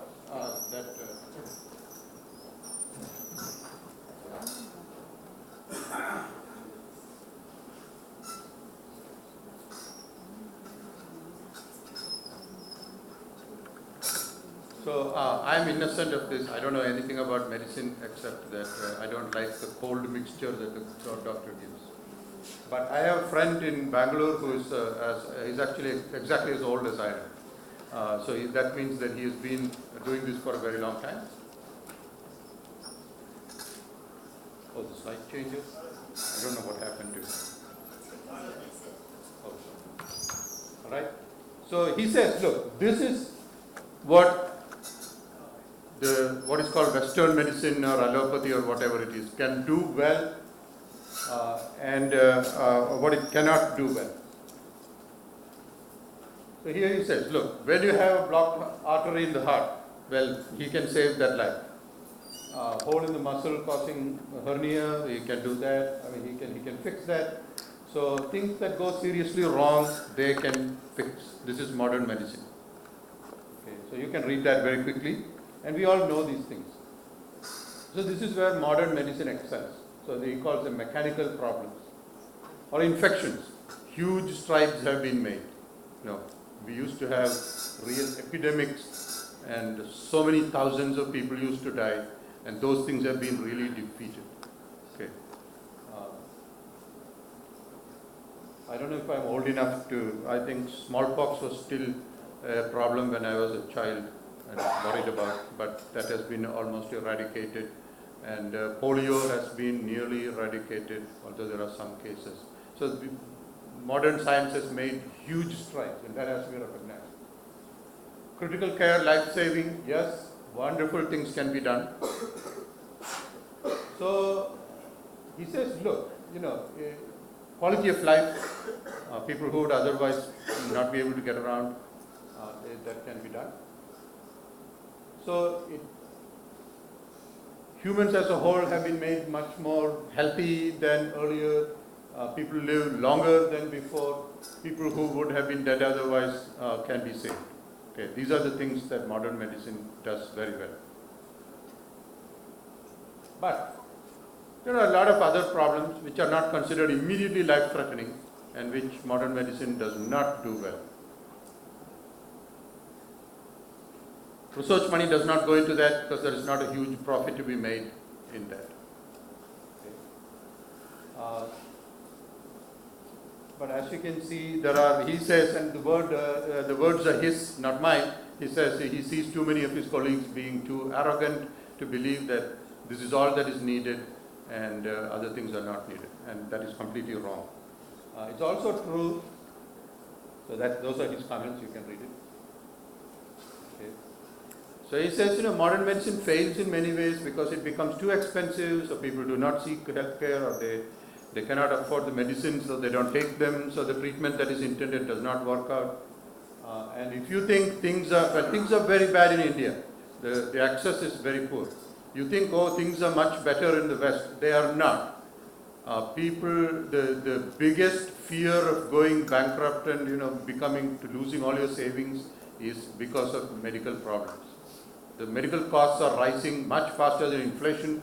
Everybody has, insurance is now mandated, but people cannot afford the insurance premiums because they keep going up much faster than inflation. Why? I don't know. So a huge change is needed. So allopathy is good, but it's not complete. And part of the problem is that it's difficult for allopathy to have an open mind.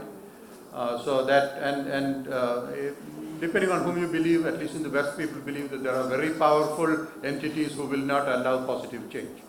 Okay, so I think India is the only place where positive change can come. And I think India has a unique opportunity to take the lead in this.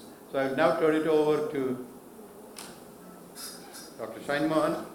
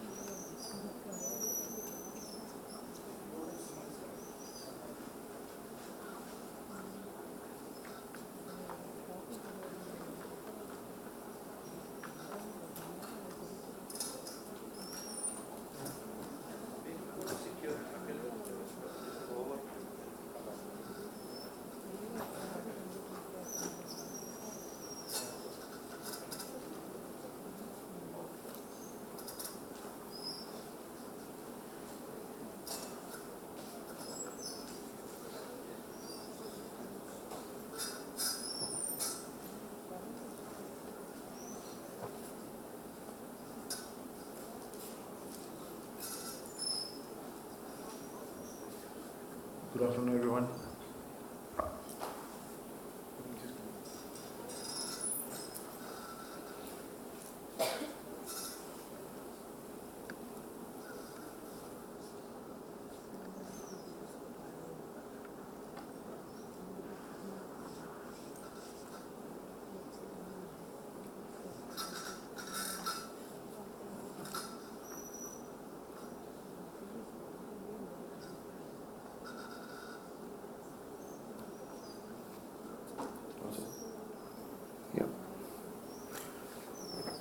So, first of all, it's an honor to be in IIT. I've always dreamed, but being an Ayurvedic doctor, you don't have chance entering this campus. So, thank you so much. He's my friend's uncle, so I've been calling him Narayana Mama, and it's a great opportunity. And also an honor to represent Ayurveda in such a big platform. So, I'm going to talk about the current education and practice of Ayurveda. My name is Dr. Shain Mohan Talapuli, and I was born into a family of Ayurvedic doctors, and I represent the fourth generation in the family. I have done my BAMS, the Bachelor Ayurvedic Medicine and Surgery, and I've been practicing for past 10 years. I have my own private practice. I would like to begin the session by paying my respects to my great-grandfather, the founder of a tradition, my grandfather, Sri Raman Kutivaidar, and then his brother, Dr. T.K. Oni. And Dr. T.K. Oni, he was, after his formal education with Ayurveda and the basic scriptures, he went on to do an MBBS, and then he retired as a district medical officer in the 1980s. So the integration began in the family, and so whatever happened just happened, and I'm just here because of them. So we need to talk, the time is very limited, and I don't know how I'm going to reduce everything, but I'll just quickly point out the main philosophical aspects of Ayurveda that is very relevant even today. The purpose of Ayurveda, and the quote says that swastasya swasthya rakshanam aturasya vikara prasmanancha, which means to prolong life and promote perfect health and add years to your life and life to years to completely eradicate the disease and dysfunction of the body. So when you talk about health, Ayurveda has a definition of health which says that samadosha samagnischa samadadu malakriya prasanna atme indriya manaha swastha ityabhidyate, which means, I'm sure everyone who has gone through or read any books on Ayurveda, you would have heard about the three doshas, vata, pitta, kapha. So the normalcy of the three doshas, samagni, normalcy of the metabolism, samadhatu, your constituents, the normalcy of that, malakriya, which means the excretes from the body, and mainly Ayurveda has three, which are urine, feces, and sweat. So if any of these three, the excretion is affected, you have a problem in your body. Prasanna atme indriya manya, that is something that we all need to stress today. Soul, mind, senses, and it's a jubilation of all that which is defined as what is known as swastha. And World Health Organization also defines health as a state of complete physical, mental, and social well-being, and not merely the absence of disease or infirmity. So something that was even told about 7,000 years in 5000 BC is relevant, and WHO has accepted it. The basic principles of Ayurveda, I'll just go through the very basic. You've heard about the 5-element theory, which is very, I'll just quickly brush through that. The Panchamahabhuta Siddhartha, which is the Akasha or the ether element, the space without which matter cannot exist. Vayu or the air element, vital force that controls many functions and breathing and movements. Teja or the fire element, heat and energy. Up or the water element provides lubrication, liquidity and moisture. Prithvi, shape and form of body. Now, according to Ayurveda and according to all the ancient sciences, any matter is a permutation and combination of these 5 elements. And when you talk about water as self, it's not the water element, but it's the predominance of water element that actually sees the water as it is. And we believe that in the body, everything is made of these 5 elements, and we have a connection with these 5 elements with the 5 sense organs. Like the ear is connected to the ether element, the skin is connected to the air element, eyes is connected to the fire element, tongue to the water, and nose to the earth element. So, and the 5 senses, sound, touch, sight, taste and smell. We have the sound which is connected to the ether element, and in orders, touch, sight, according to the order. So for us, everything is Panchamahabhuta. And then we also have the basic Tridosha theory of Vata, Pitta and Kapha. Vata, which is Akasha and Vayu. Kapha, Pitta, which is Tejas and up, or the fire and water. kapha, which is water, and the earth element. So Ayurvedic approach to lifestyle. So I'm just going to pick and choose, the relevant topics that we can discuss today. First is dinacharya and ritucharya, and Ayurveda clearly tells us what time we have to get up, the things we have to do after we wake up, what to eat, what not to eat, and importance of having bath every day, importance of cleanliness, importance of oil massage, and all those things in dinacharya. Ritucharya talks about the seasonal diet and regimen, what you are supposed to do when it's rainy, what you're not supposed to do, what you're supposed to do in the summer, what you're not supposed to eat. That all comes under the seasonal. So we believe that everything, the season itself changes, and that it affects the human being accordingly. And we as doctors, we have to look into a kind of particular disease according to what season it comes in, and then we advise people accordingly. So, to the topic, why Ayurvedic doctors in the modern system, or in the present scenario, we are thoroughly or well versed with the ancient scriptures. At the same time, we are even exposed to the latest modern diagnostics and technologies as well. So I'll just talk about the clinical examination in Ayurveda. It is done mainly in two steps. We do the Roga Pariksha and Rogi Pariksha. Roga Pariksha, which means the disease examination, and it's broadly classified into 5. We check for the causative factor of the disease, also known as the Nidana, the primordial symptoms, also known as the Purvarupa, the signs and symptoms, also known as the Rupa, differential diagnosis, Upashaya, and pathophysiology and Samprapti. That's exactly how an Ayurvedic doctor would look into a disease.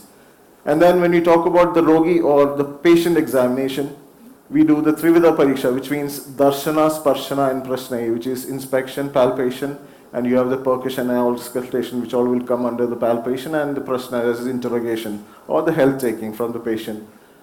And we also have the Ashtasthana Pariksha, the 8-fold diagnosis, which also start with Nadi, pulse diagnosis. And we do not for the pulse reading, we just do not take the rate of pulse, but we also understand which doshas involved, and we are even trained to do that. And it of course comes with practice. An expert person in a pulse diagnosis does not need any other diagnosis, and that's brilliant about it. So we know what is happening in your body more than anything else. So you have the mutra or the urine analysis.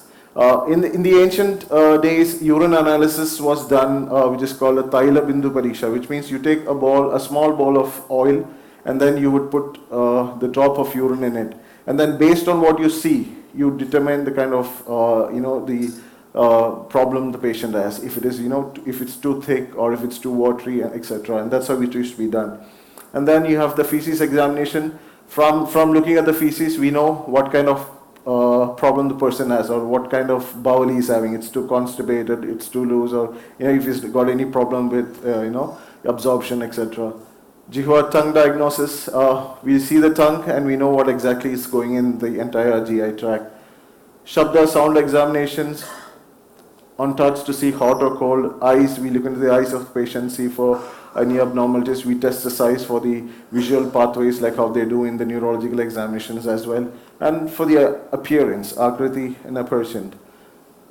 So the clinical investigations that we also refer to are hemogram, like what you do a normal blood checkup, like blood routine for your diabetes, for your liver function, for your kidney function. We also do that, and accordingly, but we prescribe Ayurvedic medicines as well. Sputum analysis, for TB. Urine analysis, again, for the kind of infection that a person has. Again, fecal examination and radiological investigations. Now, this was exactly what was lacking at the time of Samhitas. Earlier, even though Acharya Susruta is considered father of modern surgery, and in his Samhitas it is mentioned how we can manage fractures, at least, and even till date, most of the management of fracture techniques is exactly what is mentioned in Susruta Samhita, and we still follow that. But we didn't have the radiological investigation. So a person comes to us, now we often we do the necessary tests to determine if there is a fracture, and then we send them for an X-ray. And if you find there's a fracture, if it can be managed within the clinic, which is called as a close reduction fracture, we do it in our clinic and then do a recheck X-ray, and that's how even we can manage fracture these days. And also for MRI, disc problems, we understand if there is any defective pathology of a vertebra or something, we can use the MRI. So there is MRI, the radiological investigation is something that we have to give credit to the modern medicine for bringing it up, and it's very helpful for us. So management. We generally manage, the management in Ayurveda is into two types. One is Dravya Bhuta and Adravya Bhuta. When you talk about Dravya Bhuta, it's with herbs and herbo-mineral preparations, and Adravya Bhuta is without any internal medications. This is broadly how we manage disease. When you talk about Dravya Bhuta, you have the herbs or herbo-mineral preparations. I'm sure if you have go to a doctor, he'll give you something very bitter in taste. It's a decoction or a fermented decoction or something rolled into a pill. Now it's all herbals. And the main challenges that we face with herbs and herbo-mineral formulations are, number one, availability of drugs. When we come into a rural sector, this is exactly what we are facing. So the best solution that I can offer is identifying herbs found locally. This was the major issue. Now, even in Kerala, even though Ayurveda is so big, with the influence of the modern medicine, people are not aware of the herbs around or locally herbs that are found in the area. So now we have the habit of cutting away and then, just cleaning up the whole area without knowing. So that has led to a loss of many indigenous species, and that is something that we can look and educating public about its uses and involving them in its conservation. So they were talking about in a panchayat, if somebody can actually educate people of the locally found herbs in one particular panchayat, and we can use that as a farming technique, and then, because every region is different. When you consider throughout the India, the plants found in Kerala is not what is there in the northern India. So if we can collectively do that, every panchayat can actually, use methods to actually do cultivation of medicinal plants, and then we can interchange them, and then, use it accordingly. That's also a great way of,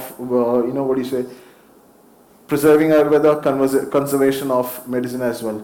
Cost, a big challenge, because these days people are not willing to work hard. We have to give everything in a ready-made form. So we have to collect these herbs, we have to process them, we have to give it in bottles, and we have to give. So that actually increases the cost. Now, if we again educate public about, using these herbs, locally found herbs, and how we can use it as a medicine or for simple conditions. We're not asking them to be, self-doctors or do self-diagnosis, but these are the things that we can do. Like earlier, I'm sure in India it was a practice of having, for just a cold, I think haldi and milk, turmeric and milk was a very first aid what they used to, or honey and ginger juice, and all that has been replaced by over-the-counter antibiotics and things like that. So we can go back, everything, most of the simple ailments can be found in the kitchen itself. We can get back to them. And preparing medicines, we can actually teach people. Earlier, the Vaidyas in Kerala, what we used to do is we used to give the names of the plants, and then we used to give the methods and how it has to be prepared, and they used to, consume it. So that actually didn't have any cost. Now, the Vaidyas would just give them, see, these are the set of plants that you have to collect. The people would go around the locality, they would procure these herbs, and then just manufacture it. So once they do that, they know it's a herb. So they know what condition it is for. And this was, every household had the basic idea of how they used to treat, at least I'm not talking about the complicated conditions here, but the very minimal. It was a first aid. And when they try these herbs and it never used to work, and then they would actually, go for the doctor. So that is something that we can actually revisit or encourage people to do so. Now this is just right behind my clinic, and it looks very very ugly and untidy, and the people from the health department will not give me a sanitation certificate for that. But I can trust me, in this small square of area, about 2 into 3, 6 meters square or something, there are about 10 herbs. And all I've done is I just left it undisturbed. And I always tell even, the people working for me, I said, if there is any weeds, try to hand pick them rather than just chopping off the entire area. And when people come and I tell them, see, this herb, this is very good for your tummy, and then you should have some decoctions of buttermilk, etc. made with this. And they said, in our younger days we used to have that, but now we evolved. We don't, let it grow in a way. So the best thing that I've found about medicines especially is that once you let it grow and once you leave it undisturbed, it starts spreading in that whole area. And me being an Ayurvedic doctor, so I at least implement that in my house, and I try to do it in lot of in the local area as well. So I'll just talk about the medicines that can be done without internal medicines, or the Adravya Buddha. Yoga, big thing in the West, and many people mistake it for the asanas or the the flexibility that you display. Yoga is nothing about flexibility. Yoga is about union of body, mind and soul. And how do you acquire that? You need to go follow the 8 branches of yoga, the yama, moral codes, ahimsa, satya, asteya, brahmacharya, and aparigraha. So these are the moral codes that can be taught in, kids, right from, like what you are studying. If you have the moral codes that taught into children, like I said, and once they grow up, they'll become a better whatever, like Madam was saying, or non-corrupt bureaucrats, politicians. We have a lot of options. So we need to catch them young. Niyamas, self-purification study. Niyama is for the self. You have the Saucha, Santosha, Tapa, Swadhyaya, Ishwar Pranidhan, which says Saucha is cleanliness, Santosha, happiness, Tapa. Swadhyaya, self-study, Ishwar Pranidhan is prayers. Asana, only then asana comes. So once you do yama and niyama, the next step is asana. You don't directly go to the asanas, because when you're not clean, when your morals are not good, there's no point in doing asanas. That's the whole idea. Pranayama, breathe control. So once you do the yama, niyama, and asana, then you will be able to do the pranayama and pratyahara, dharana and dhyana. And this is why meditation is so ineffective, because most people directly go to meditation, right? No, you're supposed to do your moral duties first, do your your self-purification and study, go to asana, pranayama, and then medicine or meditation. So next time meditation doesn't work for me, you need to fix the other 6 before that. So, and samadhi, and once all that, you'll know how. And this is the Shat Chakras, it's very famous, it's coming all over the world, a lot of people are into it, we have a lot of research regarding, but me as an Ayurvedic doctor in my clinic, I've seen how body and mind is very much related. So if there is an issue is there a pointer in this? This one? No. This one? Yeah, okay, so that's right. So this is the Swadhisthana Chakra. Now this has to do with if a patient is suffering from, say, a low back pain, now we look at him and even his mood will be according to that. So his bowel is constipated, so everything his mood will be of such that he'll be holding everything back, not letting go. And that's what happens with people with back issues. So once you settle that, and it's very interesting that how, each chakras, even though it's called energy centers, it's more related with moods and the body directly. And you have the Manipura chakra, which has the organs of like stomach, which is the organ of the assimilation. So when you have a derangement of chakra there, you have issue with consuming things or internally, as in accepting things, new things. So just a few interesting thoughts on how mind and body is related, your mood and body. So emergency management Ayurveda. Now this is something that Ayurvedic doctors have always found it very difficult, or we've been sidelined because they say that we are not good at emergency management. So the science of Marma is something that Ayurveda gave us, and there are a lot of research being done on it now, and I practice it in my clinic, and trust me, it's very effective in pain management as well. So we don't need medicines for that. And when you treat a Marma, there are a couple of things of manipulations of Marma. We apply oil, Svedana, which is fermentation, Mardana, deep tissue massage, Pirna, deep pressure without oil, Veshtana, bandages, Lebana, paste application, Thrashana, beating, Agni Karma, cautery. There was all practice ancient, and Suji Barana, pricking with sharp instruments, and Rakta Mokshana, or bloodletting. This was the manipulation of Marma that was mentioned by Acharya Sushrita. And we follow all these techniques in our clinic, and it's been very, very effective even in emergency conditions. So there are a few other alternative therapies that are. So in the past 1 year, I have been, by chance I got to learn a lot of other therapies that it can, I found it interesting.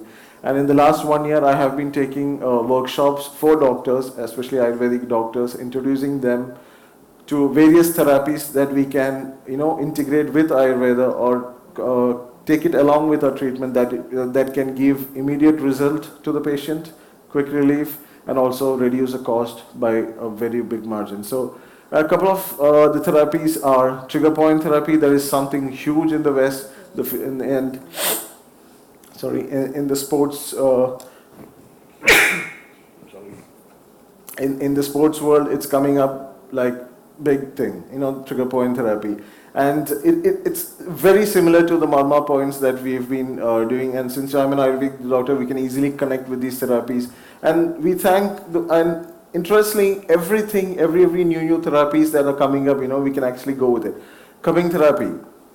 I'm sure you've heard, you've seen Michael Phelps on the marks on his back, and that's when this became a big thing. And when you go to a village in south of India or earlier grandmothers, they used to have a habit. So for a tummy ache, they used to do, I'm sure you've heard, they used to put cups or in a small pot, and they used to go. So there was cupping in ancient. Now we've got Chinese who've developed the instruments for it, and now I even go back to Ayurvedic doctors. See, this was practice in the villages earlier. So it's time we got them back, and we've lost out the practice. Now, every tummy ache, the first aid was cupping in the ancient. We don't do that, but now we start doing that in our practice, and we know how effective it is. So, and you have the mudra therapies. I just spoke about the 5 elements, the earth, and how each element is represented in your finger. So the issue that you have, you hold a particular mudra and it is effective. Now, and the next is the acupuncture or the TCM. The traditional Chinese medicine also believes in the 5 element theory, and it is very closely similar with Ayurveda. And I always, I try to do everything. I try to pick the best at that moment, and I found it very effective in my clinic. And Sujok. It looks very funny and unbelievable, the fact is, it is effective. And this was something that just came up in the 1980s by Park Jae-woo, a Korean healer. He invented this technique called Sujok, and there are a lot of people practicing Sujok throughout Kerala and Tamil Nadu and all that. And trust me, it is effective. So I wouldn't say it is a one-stop solution for everything, but I would say if a person comes to me, so for the best example, one of my friends was sharing that a small girl came to him for a dislocated elbow, and and he used to do bandages. He was a marma practitioner. Now the biggest challenge is to reduce pain, so we cannot give a painkiller injection and then do a bandage. So what he did, he tried Sujok. So all he did was, in the exact portion of the elbow, he just used a black sketch and he put a dot on it, and then actually pain reduced, and then he could actually fix the elbow. Now, it's quite difficult to digest, but there are a lot of things that is happening all around. There are a lot of therapies that is just springing up, like the reflexology, and how it is related, how your feet, and Ayurveda grossly says about the massages and where it should be done, and the main area they say is under the palm, under the feet, and your ears and your head, and there's a lot of connection. Now people are saying for Alzheimer's. Now when you this point is, look, it denotes the brain area. So now you have studies saying that you can, if you walk bare feet, it's good for Alzheimer's, and this is what you can actually connect to. So, and in practice, I've seen a lot of, well, I've not done much of reflexology practice, but a couple of people who say that by doing reflexology regularly in kids, the memory has been, there has been an improvement in memory, especially in school going. So it is all effective. And then next is hypnotherapy. Now, hypnotherapy, I did hypnotherapy. I do in my clinic as well, and I found it is very effective because it's basically just suggestions and help, especially in conditions where people have phobias and things like that, and I found it very useful. So all these therapies are drugless, and it can be actually included in our practice, and it is very helpful. Sound meditation, another thing that is coming in use the bowls of different frequencies, and then when you beat each bowl, and it corrects the frequency in your body as well. So it's all very effective, and that we can all look into it. Now it's very interesting that I'm called upon to speak about Ayurveda, and I don't know exactly what all I mentioned, but I just want to say that Ayurvedic doctors we have that philosophical background, we have that philosophy things that we can actually include, we can understand, and we are well versed in the modern techniques as well. And at the same time, all these new therapies that are just springing up, I think Ayurvedic doctors are in a better position to understand it and actually help them in a practice, because we don't, or at least I, with the other 200 odd participants of my workshop, we have actually completely taking everything in and making Ayurveda as a comprehensive. And they are medical officers in our group. There are NRHM doctors who are actually doing it in the rural areas, and they're saying patients are very happy, and they don't want to really go to a hospital because they're just waiting for this doctor who will just do something in their hand and the pain is gone. So we're just happy with them. So that's something all we can do. And Acharya Shusruta, I cannot stop without saying this sloka from in his fourth, he talks about Ekam Shastram Adhiyana Vidya Shastranistriyam Tasmat Bahusruta Shastram Vijaniya Chikitsaka. Now, Acharya Shusruta is known as the father of modern surgery as well. And then even he mentioned that by the study of a single Shastra, a man can never catch the true import of this science. Therefore, a physician should study as many allied branches of science and philosophy possible. So, that's exactly why we are here. We are comprehensive. We can accommodate a lot of things. We are well versed with the physical things that the modern medicine offers. At the same time, we are also trying to connect the mind, body, and soul relationships. So I think that's about it. That's the best I could do in that limited time. Thank you so much. So what we are trying to show is an integrated framework to bring about wellness and medical care that can be accessed from anywhere in India. One other component of this is telemedicine. You saw some indications of this in other presentations on AI and other things. I don't have anybody presenting on that, but perhaps they're watching it through the Zoom literally. We have somebody who in the working group documents, we have descriptions of telemedicine extensively. The other component is daycare. That can be integrated very well into these at the point of contact. And I think we have Srimati Mary Suresh. She is from Houston, another person with many interests. Can I ask a question to the player speaker? Can we wait until this? A very good afternoon to all of you. And I come from a completely different background. They're all big stalwarts talking about medicine and things like that. But I come from a very practical solution to healthcare. I have been in education for about 15 years in the US. I taught high schoolers and I was amazed at all the STEM talk. I breathe that every day because I'm a physics teacher. And in the last couple of years, my interest went towards we still have the same problems that we have here, children not learning, children not doing this.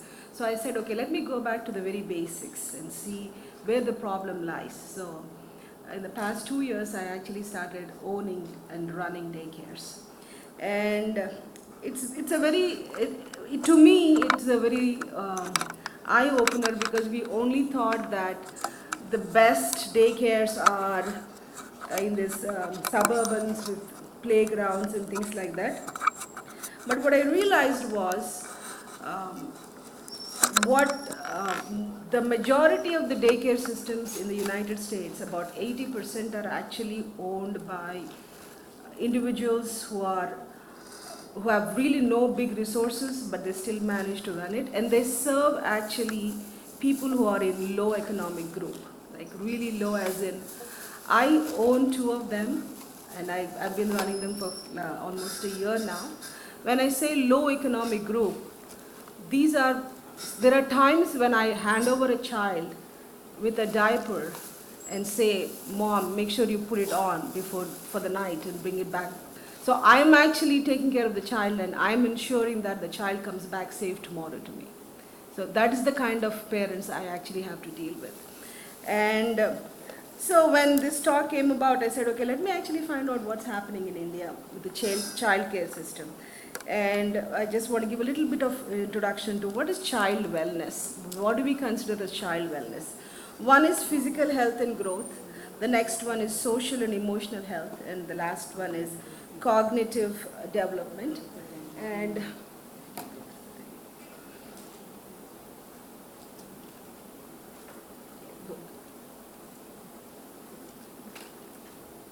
so here are the 3 areas, and if you can focus on the left hand things, you have the impact in the right hand things. So if you can take care of the prenatal health and healthy birth, then your physical health is going to be better. So this is just a description. Let's move on. And as part of my experience of running this childcare, everything in yellow is what I can take care, and everything in blue is what I assume that that's something that I don't have control over. That's the family that takes care. And I want to do a little bit of research to find out what are we doing in India with children. And I found out that there are many programs that are run by the government, and these are a few that are listed. And I also went up to find out in the recent budget how much money was allocated to that. And this is the kind of money that's allocated annually. This is an yearly money that's allocated.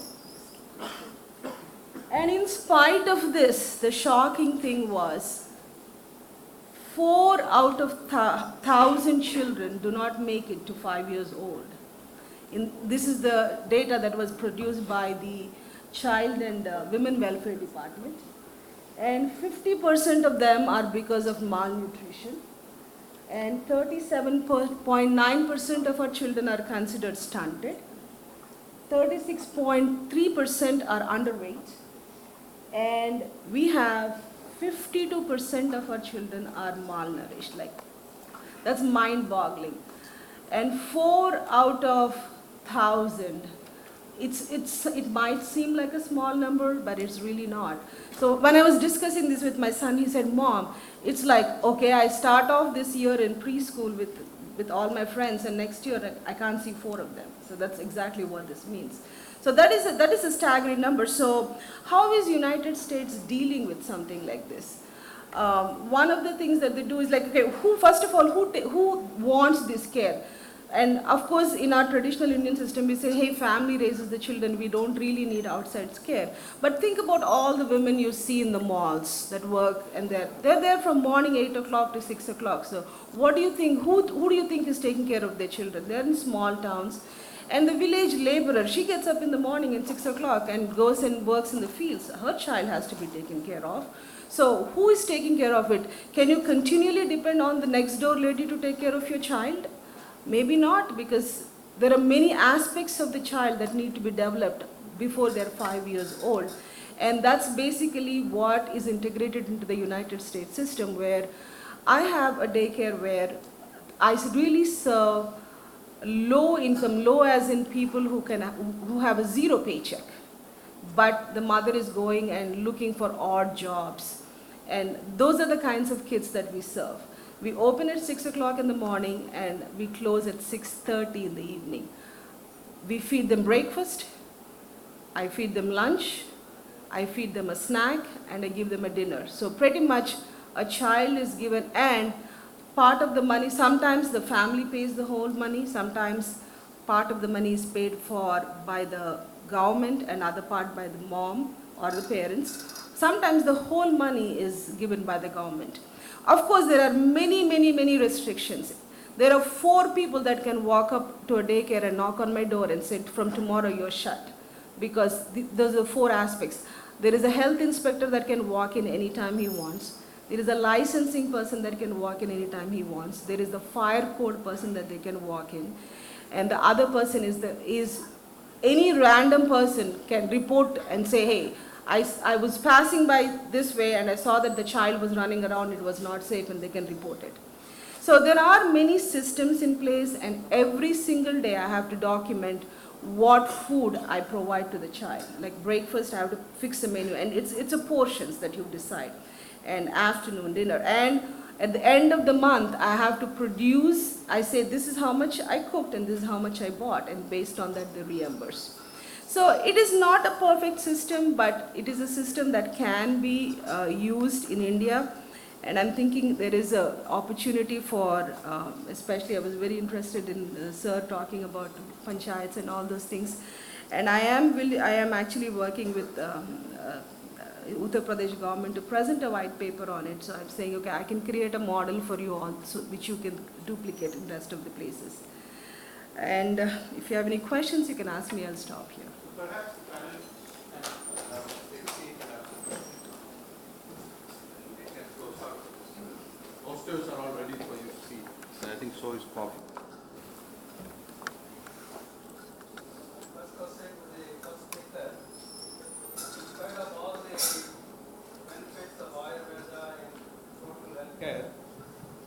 still don't find it accepted by the society very much.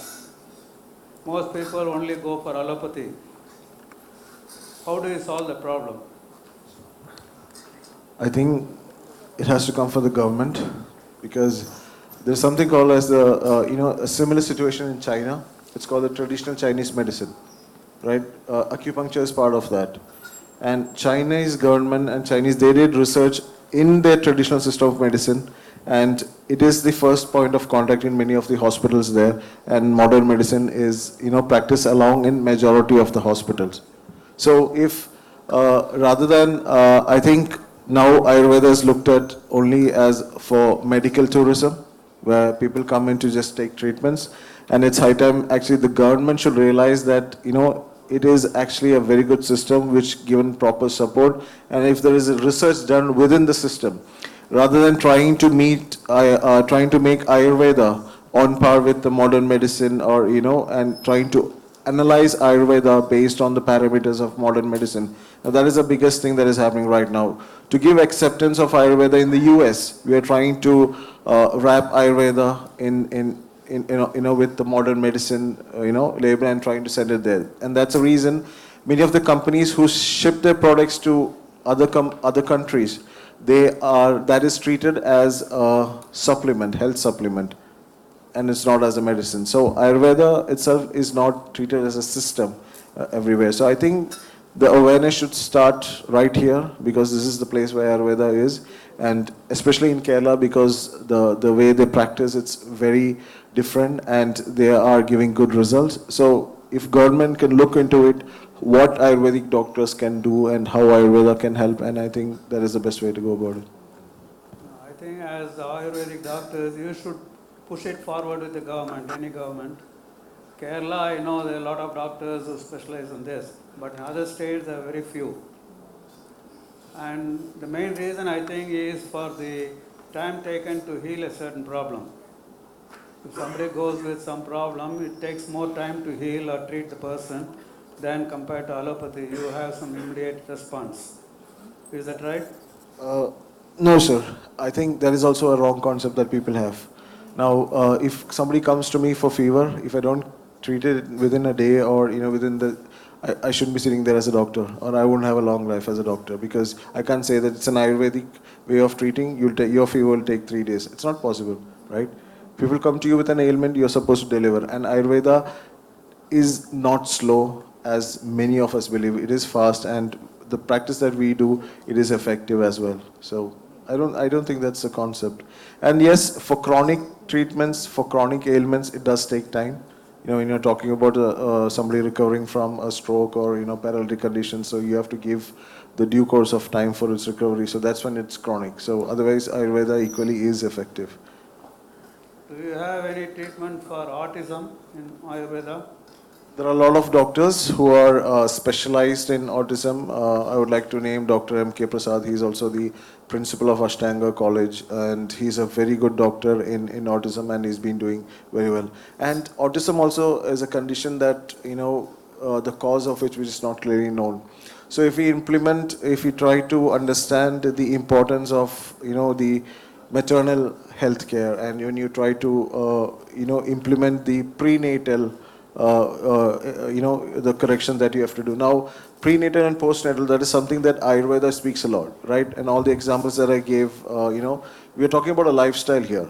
You don't start thinking about autism, but you should start thinking about the mother right from when she was born. And the kind of healthy lifestyle that she has led. And then the time she's married. And then probably the kid that she'll have may not be, having the same issue. Now we have research coming how autism is linked with, the preservatives in fast food. And it's all coming from the US, how fast food is affecting more number of autism cases. So there is a lot of things that we have to look into why autism is on a high, and yes.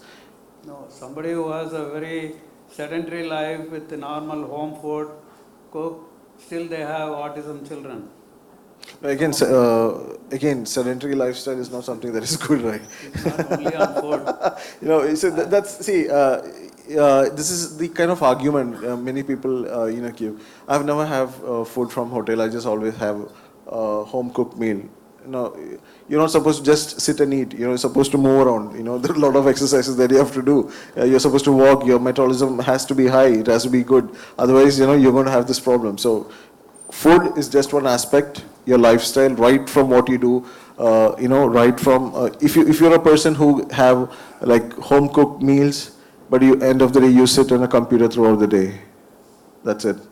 Your whole metabolism is going to go for a toss, in spite of you having a home cooked meal. So that's the whole idea. That's why it said a lifestyle. Wake up early in the morning. There are a lot of exercises that you have to do. You have to do massages. You have to do follow certain food regimens that you have to eat throughout the day. Eat proper, timely foods. Eat according to the season and availability, etc. I think that all plays a part in that. One last, sir. You talked about marma. There is somebody talking about varma. What are these two, marma and varma? Now, marma and varma, it's actually one and the same. In the Siddha tradition of medicine, it's called as varma points, whereas in Ayurveda, it's called as marma. Now, these are known as the vital or energy points, which are very important spots, and we have not really done any research as to find what exactly physical point it is, but it is very effective. These are related to energy channels in the body and the spots that we find in the body. When we look into the marma aspect of it, we feel that there is a lot of connection as to how a person, when he has a fall, how he affects his entire body system. Somebody has a, say, he's hit on the head or hit on the shoulder, how his entire, body is affected. So there is something that we have to do a lot of research on as to find, but right now what we are doing in colleges, we study about the marma points, we study about its therapeutic effects, and then when we do it in practice, we are finding it very effective. Sir, actually, sir, do you have enhanced the Ayurveda pathological text, Madhava Nidana, according to with the Tridosha diagnosis, with the classical way, to treat the new types of disease, actually, sir? Like in allopathy, they are having Harris and Davidson, they are the classical masters of pathology. Like that, see, nowadays Ayurveda physicians also trying to adapt the reductionist methodology like allopathy. You see, to treating, they are adapting the reductionist methodology, like, they are not following the classical way of diagnosis like Tridosha, like Vata Pitta Kapha. Do you have come out with, do you have, in Kerala, Ashtanga Hridaya and Ashtanga Sankaraka traditions are there, Ashtaveda physicians are there actually. Do you come out like that, sir?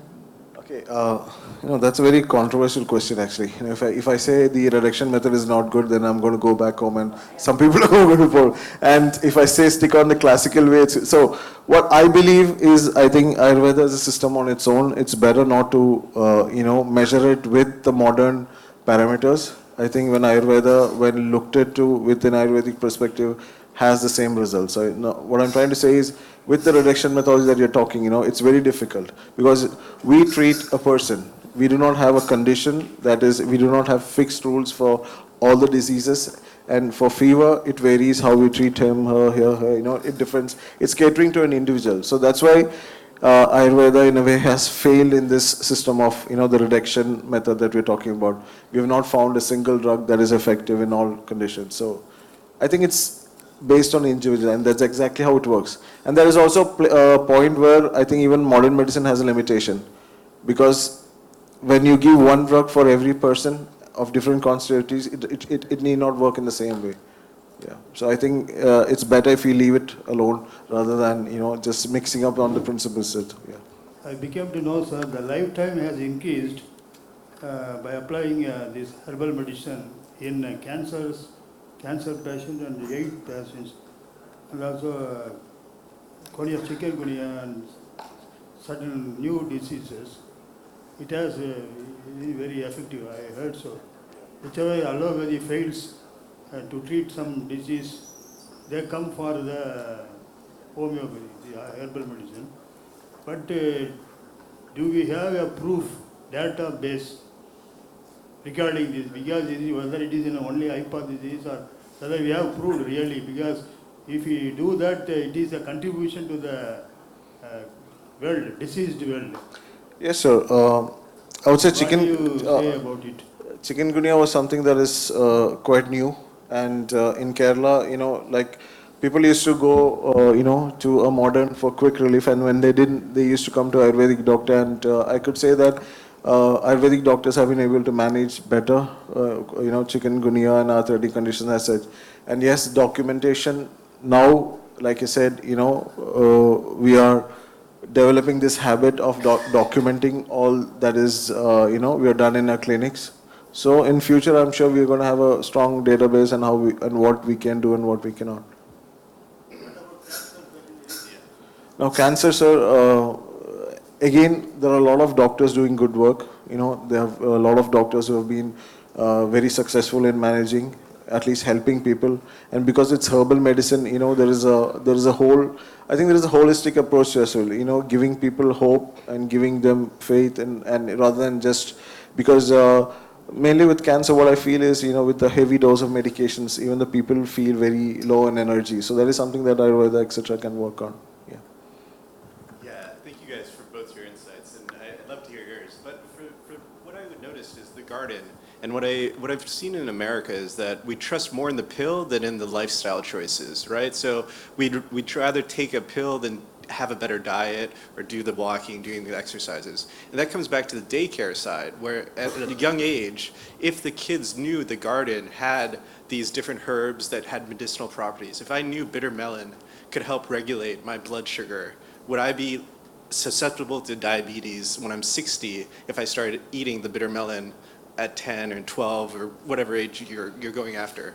And when you talk about townships, I think that's kind of interesting because you should be able to have people in your backyard and they should be able to go to the herbs and understand the better things. And this is where the iPhone and smartphones come in for helping address that. And I think the gentleman yesterday from UNESCO was talking about these things as well. And I didn't know whether there's any decentralized nodes where you could actually do case studies and actually gather the information that helps then the panchayat or help institute decentralized health care systems with facts. So not just like hypotheses, but like actually take the hypotheses all the way through the case study, and then help the townships in the governance of the healthcare for the future. I think the contribution from the technological side, we can assure or we can hope help from IIT is something that we can do. So yes, like somebody was saying, how AI, we can, probably understand how soil works, how herbs are grown in different soils and things like that, and to understand, like, you take a snapshot of a herb, you discuss with people elsewhere and find out what it is and things like that. So that's something we can, yeah. Yeah, and what I've observed, my son is about 3.5 years old, and I kind of teach him, all this, and then they kind of pick up. So they know what to eat, and he comes in, and he just picks up, and they start eating, and see, this is the leaf for that. And I said, wow, that's good. So there's something that I can work on. And kids, they are very sharp. They can identify, and at that young age, I said, oh my God, this is something that we all do, at least the basic, And as a Boy Scout, that's Yeah, Yeah, thank you for the very concise exposition. It was great. I wanted to ask a couple of questions. One is, see, it appears to me that we've reached a point in allopathy where they have ceased to, or they've realized that they're treating the disease and not the person, right? So now there's this big move towards personalized medicine in allopathy, which you guys have always done, I believe. Yeah. Which means that I'm making a conjecture here. Do you go for causation? Can you say, you have this problem because of your lifestyle and because of whatever else? Because it seems to me that what allopathy is doing most of the time is not causation, it's correlation, right? You got this pill and 100 people took this pill and 95 of them got better. So is it fair to say that you guys actually look at causation and have a handle on it as opposed to just the purely correlation part? So that's one question. The second is a terminological thing, okay? You keep saying modern medicine, which immediately brands you as ancient medicine. I would suggest to you, don't say modern medicine, call it allopathy. Okay. It is another, type of medicine. Holistic, yeah. Yeah, but I'm just saying, when you say, the minute you say modern, you're putting it on a pedestal. Right? So I would suggest you just drop that, because nomenclature matters. Marketing. It's really marketing. May I take a second? I think it's a question of marketing. And I combine the two suggestions that came. One is good examples. You should come out with those. Facts and figures. How certain things could be done in Ayurveda which could not be done in allopathy probably. And marketing. I think Ayurveda has been marketed in the wrong manner. Exactly. And that is creating much of the issue. And countries like Bhutan are now taking over. They are marketing, and they are marketing Ayurveda as that which gives you happiness. You see? Whereas in India, we have lost that. So I think we have to change the way we do this marketing and presenting Ayurveda to the people. Yes, I think we'll talk about the first question also. Causative. Yes, sir. We do not go with correlation. We go with causation itself. Now, when I talk about Trivida Parisha, Darshana, we look at the patient, Sparshana and Prasthana, but we do the interrogation, and then we try to analyze the doshas in his body, and we try to analyze the subtype of dosha, what type of constitution he is, and we try to understand, his lifestyle that led to this. Now, since all are here, and I'm from Kerala, the most common thing that people come today for pain is cervical, an issue. So the question I ask is, are you a techie, or are you someone who sit on the computer a lot, right? Are you someone who uses a mobile phone a lot? And then since I work in more of a rural area, and then people would be like hard workers, and I said, the next question I asked them, what time do you have bath? Now, with the kind of weather that Kerala has, with so much humidity, it is not advised to take bath in the afternoon. The only time you take a head bath is in the morning. Otherwise, if you have to take bath in the afternoon, you will get what is called as a neurocum, and you will get stiffness in the neck. So that is how we kind of analyze according to. And trust me, these people would have gone to an allopathic doctor first. They would have had their course of painkillers, and then they come to you is, sir, I take this pill, the pain is gone, and the next day it comes back again. So I said, so you're taking the pill to cure the disease, but you're doing something else to bring the disease back as well. So that is something I correct. So that's when Ayurveda plays, and all this actually, it's what we've been implementing, right, in my clinic as well. And about the quick results, I think documentation now, I can probably say that with all the therapies that I mentioned, apart from Ayurveda, and how we can combine it with Ayurveda without actually, disturbing the basic concepts of Ayurveda. For the past 1 year, about 200 odd doctors have actually attended my workshop, and they are actually implementing it in their own terms, like, in the rural dispensaries that they're posted. And they say that there is a number in the turnouts of people. People are more interested in things that give quick results, and they are aware of the possible complications that they might face when they're having an extensive course of, medicine as such. And yeah. Similarly, dementia, particularly Alzheimer's, is really an epidemic. Yeah. Do you guys have any? No, I think effective treatment, again, it's all subjective. I mean, depending on the individual as such. But I think if you again talk about the lifestyle, I think it's all come from the lifestyle. Why is the case of Alzheimer's? Why is there a case of dementia more these days? Why are there cases of autism more these days? It's got something to do with some things that we're not doing right, basically, right? The best thing, not sleeping properly, staying awake in the night, working late hours. You have parents sitting up, speaking to their children in the US. So the only time they are free is probably 1 a.m. Indian Standard Time, and they can't go to bed without speaking to their children. It's all sort of things that is happening. So we need to work on that. I don't know how you're going to bridge that gap and things like that.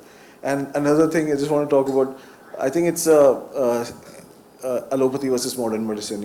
Some places I go, when I say allopathy, they'll tell me, allopathy is nothing. It was something that was invented by Hahnemann, the homeopathic, and he was the one who coined the term allopathy. There's nothing called as allopathy. So whatever thing is modern medicine or modern So they preferred calling it as modern medicine. That's only, yeah. It's good marketing. Yeah, it's good marketing. So we'll go for holistic medicine, like you said. That's a good suggestion. Yeah. Before we let Dr. Chakravarti ask, I Just- want to say one thing. So on this terminology thing, I think there should be a ban placed by the Indian government on the term medical tourism. Yeah. The medical tourism is when the chief minister goes to New York for water. When people from there come to Kerala, that is for the last desperate measure, and it cures them. Wellness. Yes, it's wellness. It's all okay. Okay, I'm just going to blabber a bit, but I don't know if it will make sense in the end. So you said that, it's a personalized medicine, right? You have to actually understand the person and then cure the person and so on. So one problem with that is actually scale. Is it possible to actually... So I used to think, and then it may be a misconception, Ayurveda is like a Rajavaidya. It's actually meant for kings, right? So they go for wars and all of that and then come with wounds and you cure them. In fact, Ayurvedic medicines are very expensive and so on, like if you go around in Chennai. So I used to think it's like Rajavaidya. It's not really for scale. So a lot of people back in those days we used to use home remedies, but I don't know if people really used like and the population wasn't so big. Allopathy or whatever we are talking about is working because they just make a pill, it's like delivered at industrial scale. So it may be 90% accurate and that's good enough for a lot of people. Pills are available very, very cheap because it's mass produced. Now, if you want to personalize medicine, AI now is possible. Is it possible for us to actually do all these things like a knowledge system, have my Siri be my Ayurvedic physician or Google Assistant be my Ayurvedic physician and tell me, according to me, what should be the pill, and we actually, upload a particular composition and it gets 3D printed and then delivered to me, right? Can we actually scale Ayurveda so that 1 billion plus people can actually get this done right away with technology?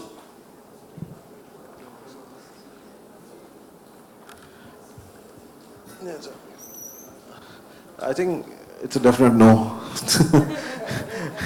Because I think the good system that it has been, it's mainly because it's not been, we've not been able to assess it completely. Now, I think it's the way human body works, right? It's not clearly as, like a small how, it's not bits and pieces. It's not a machine. And it keeps on changing. It is catering to individual. Because in my practice now, I feel people coming to me and with all the possible investigation reports say, "Sir, everything is normal in my reports, but I just can't get up from my bed in the morning, or I'm completely sick. What do I've got?" Now, those are the questions that you face. And when you're talking about, implementing AI, etc., I think it can certainly affect. I'm not against it.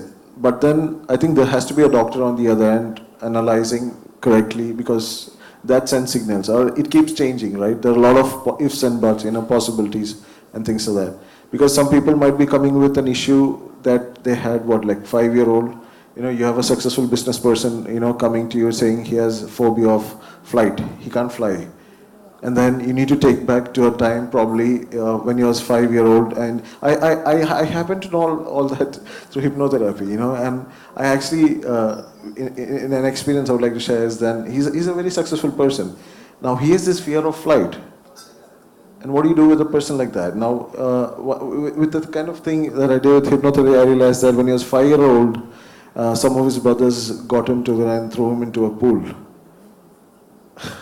Now, how do you assess that? And that's why the interesting that mind has, and you never know how it pops up and how something else triggers. So I think somebody who understands all this on the on the other end is always essential for us, especially when you're dealing with human beings and human body. I think that's more better. Okay, last question, because the rest we can continue. Yeah, well, it's not a question. I want to share some of my thoughts and experiences. My father was a layman homeopathy practitioner, and he gathered a lot of books at home, and I don't know him because he passed away when I was 7 years old. I don't even know him. But I self-taught from the books he left on Ayurveda, some of the Ayurveda, but mostly homeopathy, and the yoga, from books, and I self-taught on all those things. And when I went to US, I had a boy, and he had allergies. So I forgot all about what I learned. So I let my wife take care of him. So she took him to the doctor, and they started feeding all this stuff, and they know he's going to become asthmatic from the drugs they're giving. And he actually has become that. And so finally I used to still go to the local medical, herbal stores and collect homeopathy remedies and store them. One of the visits, a lady comes to me and says, there's a homeopathy doctor practicing in Norfolk. So he's actually owns a emergency clinic, but he practices homeopathy. He's an MD. So I called him, tried to make an appointment. He basically said, well, it will take 2-3 months to get an appointment. Then I blurted, my whole life is to prove homeopathy scientifically. Then he said, well, come on tomorrow. And I took my boy. I have his medical records. I didn't show all that. The main thing that goes on with him is he will get up night time between 10:30 and 11:30 every day. But my family disagrees with that. But this is what I remember. So we have a container next to the bed. He'll come, because then he'll cough and throw up. And I'll take him to his bed, and he would be, like this, wouldn't want to relieve me. But finally, this doctor gave him a phosphorus, knowing his symptoms at the time. It's like onion. He has never thrown up since then. And now he is practicing a medical doctor, because we have a medical community, mostly doctors we meet, and I always used to tell them, no, you guys are all messing up the country. I'm talking about the United States. What you are doing is legalized drugging and pricey plumbing, but you are not actually doing anything. So this boy took that hard, and now he practices life-change medicine. He does not want to give prescriptions, and if people are coming to him with all this, he tries to wean them off. He does life-change medicine. That is, basically try to see what they are doing wrong and address those issues and tell them to eat plant-based food. That's a medicine. So he's only 2 years now into the medical practice. I think he's getting a lot of patients as a result of it. So this is one way, and basically I think homeopathy is highly AI-ized Ayurveda. So as you said, 7 colors, and what is light coming from sun? So that's what the plants are. Plants have a characteristic of the energy of the light. So from my perspective, the health and disease are based on the homeostasis in the body. That is, the body has to be symmetrical, right? Left and right. They all should be aligned. The organs should be aligned. So these are things. There are a lot of things. And then you are missing one of the energy spectrums. To cure is the symptoms tell you remedies, what you need to pick for the symptoms. Of course, you have a constitutional remedy, which is a basic one that comes with you. And then you are acquiring all these onion. You need to wrap up and go to constitution. Once you do that, you can actually address all the issues, provided you maintain the homeostasis of the body. This is a real cure. Thank you very much. I think let's thank the panel. So there is only one last item, and that is for me to thank everybody for this conference. So Srimati Usha Nagaran said, would you like a list of all the present? And so no, I think coffees and tea is more important for people at this point. But first, of course, a huge thank you to Usha Nagaran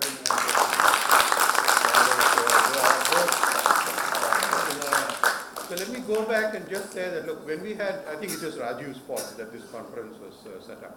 So yes, so we discussed, the idea of this conference about just over a year back.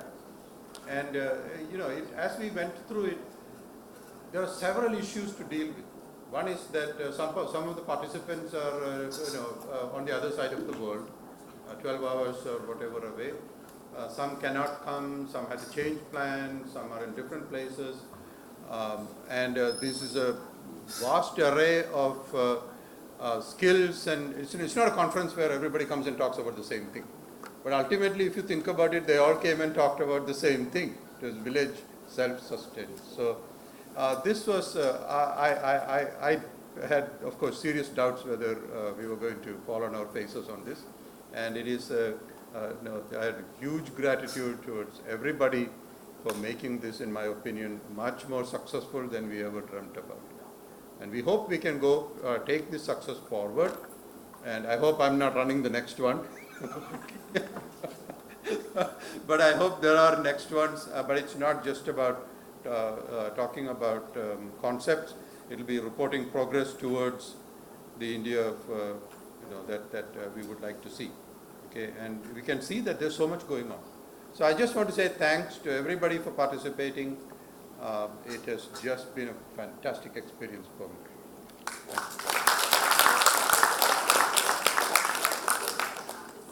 This is okay. Everybody, please remember to pick up your certificates of participation.